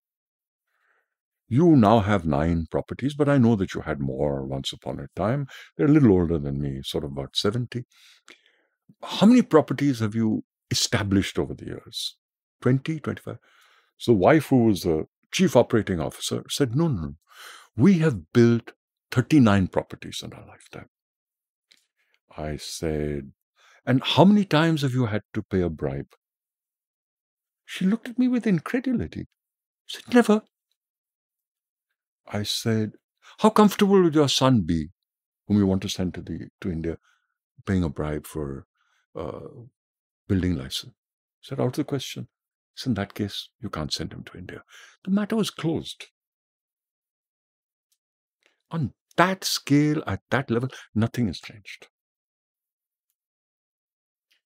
Both of you have done a great job describing the what, right? And we kind of know the why, outdated mindsets, different kinds of incentives, discuss them ad nauseum on this show, politicians' incentives, bureaucrats' incentives, blah, blah, blah. But like my question is that where can an impetus for change come from?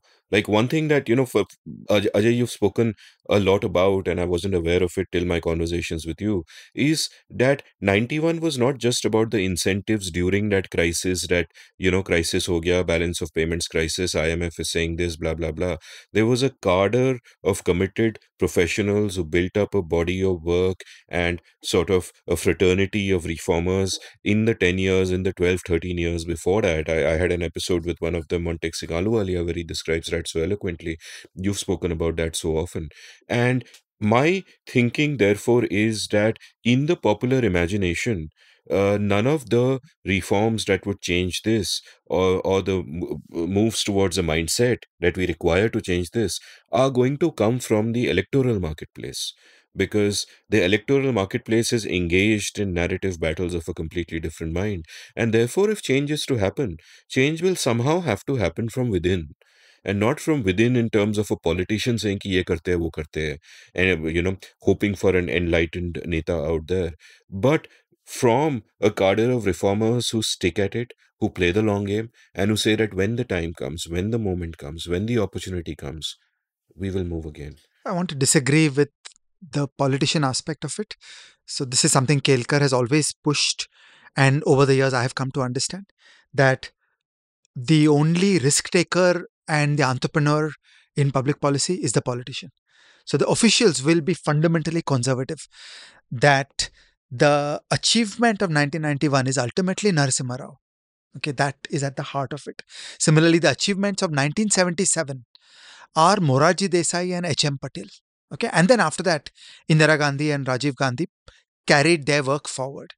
So I have no doubt about two propositions. A, that only the political leadership can wake up and ask for a new journey, and that new journey has to be created in the intelligentsia. Okay, so Narasimha Rao imbibed from the Indian intelligentsia, but ultimately you needed that moment where the politician asks for a change in course, where you may do any statements in public, but at least privately, you've got to understand that this ain't working. And second, that there is enough knowledge and people in the ecosystem who are able to take those ideas and implement them. Both are required. So you can have a very amazing moment in terms of an aspiration of a leader, but if that strong body of knowledge and community are not in place, it will not get implemented. And further, if that strong body of knowledge and community is not there, you will not have created the conditions for the political leadership to have figured things out. So Deng Xiaoping was a part of elite thinking in China. And that elite thinking shifted, which created conditions for Deng Xiaoping to change. So I don't want to think of Deng Xiaoping in an isolated way. Where I think it can come in India from is competition between the states. And I'm far from being a rah-rah supporter of the AAP government, but I think it offers one insight, which is that up until now, no state government has tried to do anything about education. Okay. Again, I'm not talking about the how of education. I don't think that necessarily government sponsored education is the best way forward. I have a lot of criticisms with the way in which the AAP government in Delhi is handling private sector education. But just as a move away from the way in which governments have thought, the AAP government has decided that, look, we have to place quality education front and center of our governmental policy. And this is so radically different from any other government, which would talk about freebies, give bikes to girls to go school, universal enrollment. Nobody talked about outcomes. This is the first time that somebody is saying our job is to make outcomes, learning outcomes, superior. So politicians are entrepreneurs, exactly as Ajay said. And if we have a diversity of political entrepreneurs in this country, somebody is going to realize the best way to bring employment and investment over here is to reform the landscape of supervision, of inspectors, of clearances, etc., etc. In a sense, you could say, to the extent that this narrative is true, that to some extent the Modi government said, look, we need national champions because we need investment. They tried to do it by making one person a national champion, which, as you showed, is not enough. You need 7 of them to replace the loss in investment. But somebody is going to say, I don't want to champion any one person. I'm not in the business of selecting a winner. My job is to create opportunities for as many winners as possible. So I think it may not necessarily come from the center, but competition between the states will throw up. Two semi-final questions before we end, because after this I'll have one final question, but two semi-final questions. One, taking off from what Ajay was talking about, that aspect that politicians will be entrepreneurs, and that's great, but you also need that fertile ground where you have a body of knowledge and a cadre of technocrats who can get the job done. So my semi-final question therefore is that, do we have that cadre of technocrats today, as we did such a vibrant bunch of people, when 91 came about? That's one semi-final question. The other semi-final question, Mohit, is that you said that competition between states will help, and obviously I agree, federalism is a great thing, but more and more what the Indian state has done is it has centralized power to the extent that the notion of India being a union of states is almost feels absurd, because so much of the power is centralized. I had a recent episode on this with R.S. Neelakantan as well, in the context of North-South relations. So is there enough space within that for there to be actual competition, or is it just on theory? Is it just on paper? These are my two sort of semi-final questions. I think it'll happen irrespective. The fact that the Modi government wants to centralize is undisputed. And it took a while for that to sort of concretely manifest, but it's clear. And in fact, Delhi is the most obvious example of that, which is that the chief role of the lieutenant governor seems to be to obstruct the functioning of the elected government. So that's certainly a force, the force to dominate. If you look back and you look about GST, it turns out that GST was a Trojan horse to fiscal dominance by the center, and this continuing reliance on cesses, which don't come into the sharing and therefore reduce the amount of money that goes into the state. These are all givens. But I think that there will be, or I believe that there will be, political entrepreneurs who can find a way through it. I think India is a vibrant enough place, and there are lots of really spunky people out there, and we will find an answer. On the landscape of knowledge and community, I think that there was an old configuration of organizations, of institutions, which husbanded that knowledge and nurtured that community.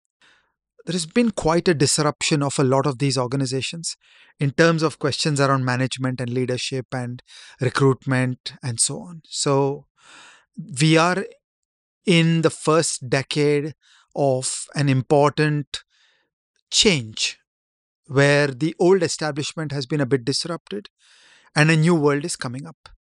I'm pretty optimistic and positive about the nature of that new world. So we are at the beginning of a bit of a Cambrian explosion of many, many new organizations who are bringing together talent and are organizing it in new ways. It's a struggle. It's a long game. These things take many years to pay off. The funding environment is extremely hostile.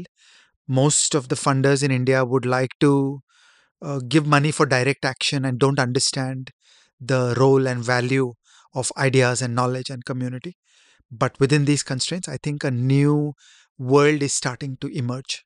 So if there is enough effort and resourcing behind it, I think we are laying the foundations for something which in 5-10 years will be pretty cool. Fabulous. My final question to you, as I know we have to wrap up in a couple of minutes. I've done biographical episodes with both of you. Both of you have recommended books, films, music, all of that. But I'll just ask you to recommend one thing each. Maybe it's a book, maybe it's a film, maybe it's some music that has given you joy recently and which you would like to share with my listeners. At the risk of sounding evasive, I have to say that there's virtually not a day when I don't find a piece of music that gives me joy. Today you brought me on this show. I went for a cycle ride in the morning. कुछ तो नाम लेना पड़ेगा, sir. No, absolutely. Yesterday I heard a young singer singing live, and he brought alive for me the joys of Jimi Hendrix, whom I hadn't heard for a really long time. But suddenly I remembered my youth and the inordinate excitement and the electric energy that Jimi Hendrix brought to the music scene. It came alive after 45 years. So, Jimi Hendrix. A young Mohit from somewhere within you just peeped out. Would you like to name the young artist also, or that's not relevant? It's just Hendrix which came alive for you. It was Hendrix which came alive. Hendrix, amazing. Ajay? Last few weeks I've been learning Neil Young. So I think I sort of knew a lot of the standard things. I'm now systematically going in chronological order. So it's been a great experience. Fabulous. So on that note, thank you both for coming on the show. This was great. And I'm so glad we ended on a note of hope with the Cambrian explosion and everything, and a conversation on the Indian economy. It's not all doom and gloom. Thanks so much. Thank you. If you enjoyed listening to this episode, check out the show notes, enter rabbit holes at will. You can follow Ajay on Twitter at Ajay_Shah, though he's not very active there. You can follow Mohit on Twitter at Mohit Satyanand, and also check out his fantastic Substack, mohitsatyanand.substack.com. You can follow me on Twitter at Amit Varma, AMITVARMA. You can browse past episodes of The Seen and the Unseen at seenunseen.in. Thank you for listening. Did you enjoy this episode of The Seen and the Unseen? If so, would you like to support the production of the show? You can go over to seenunseen.in/support and contribute any amount you like to keep this podcast alive and kicking. Thank you.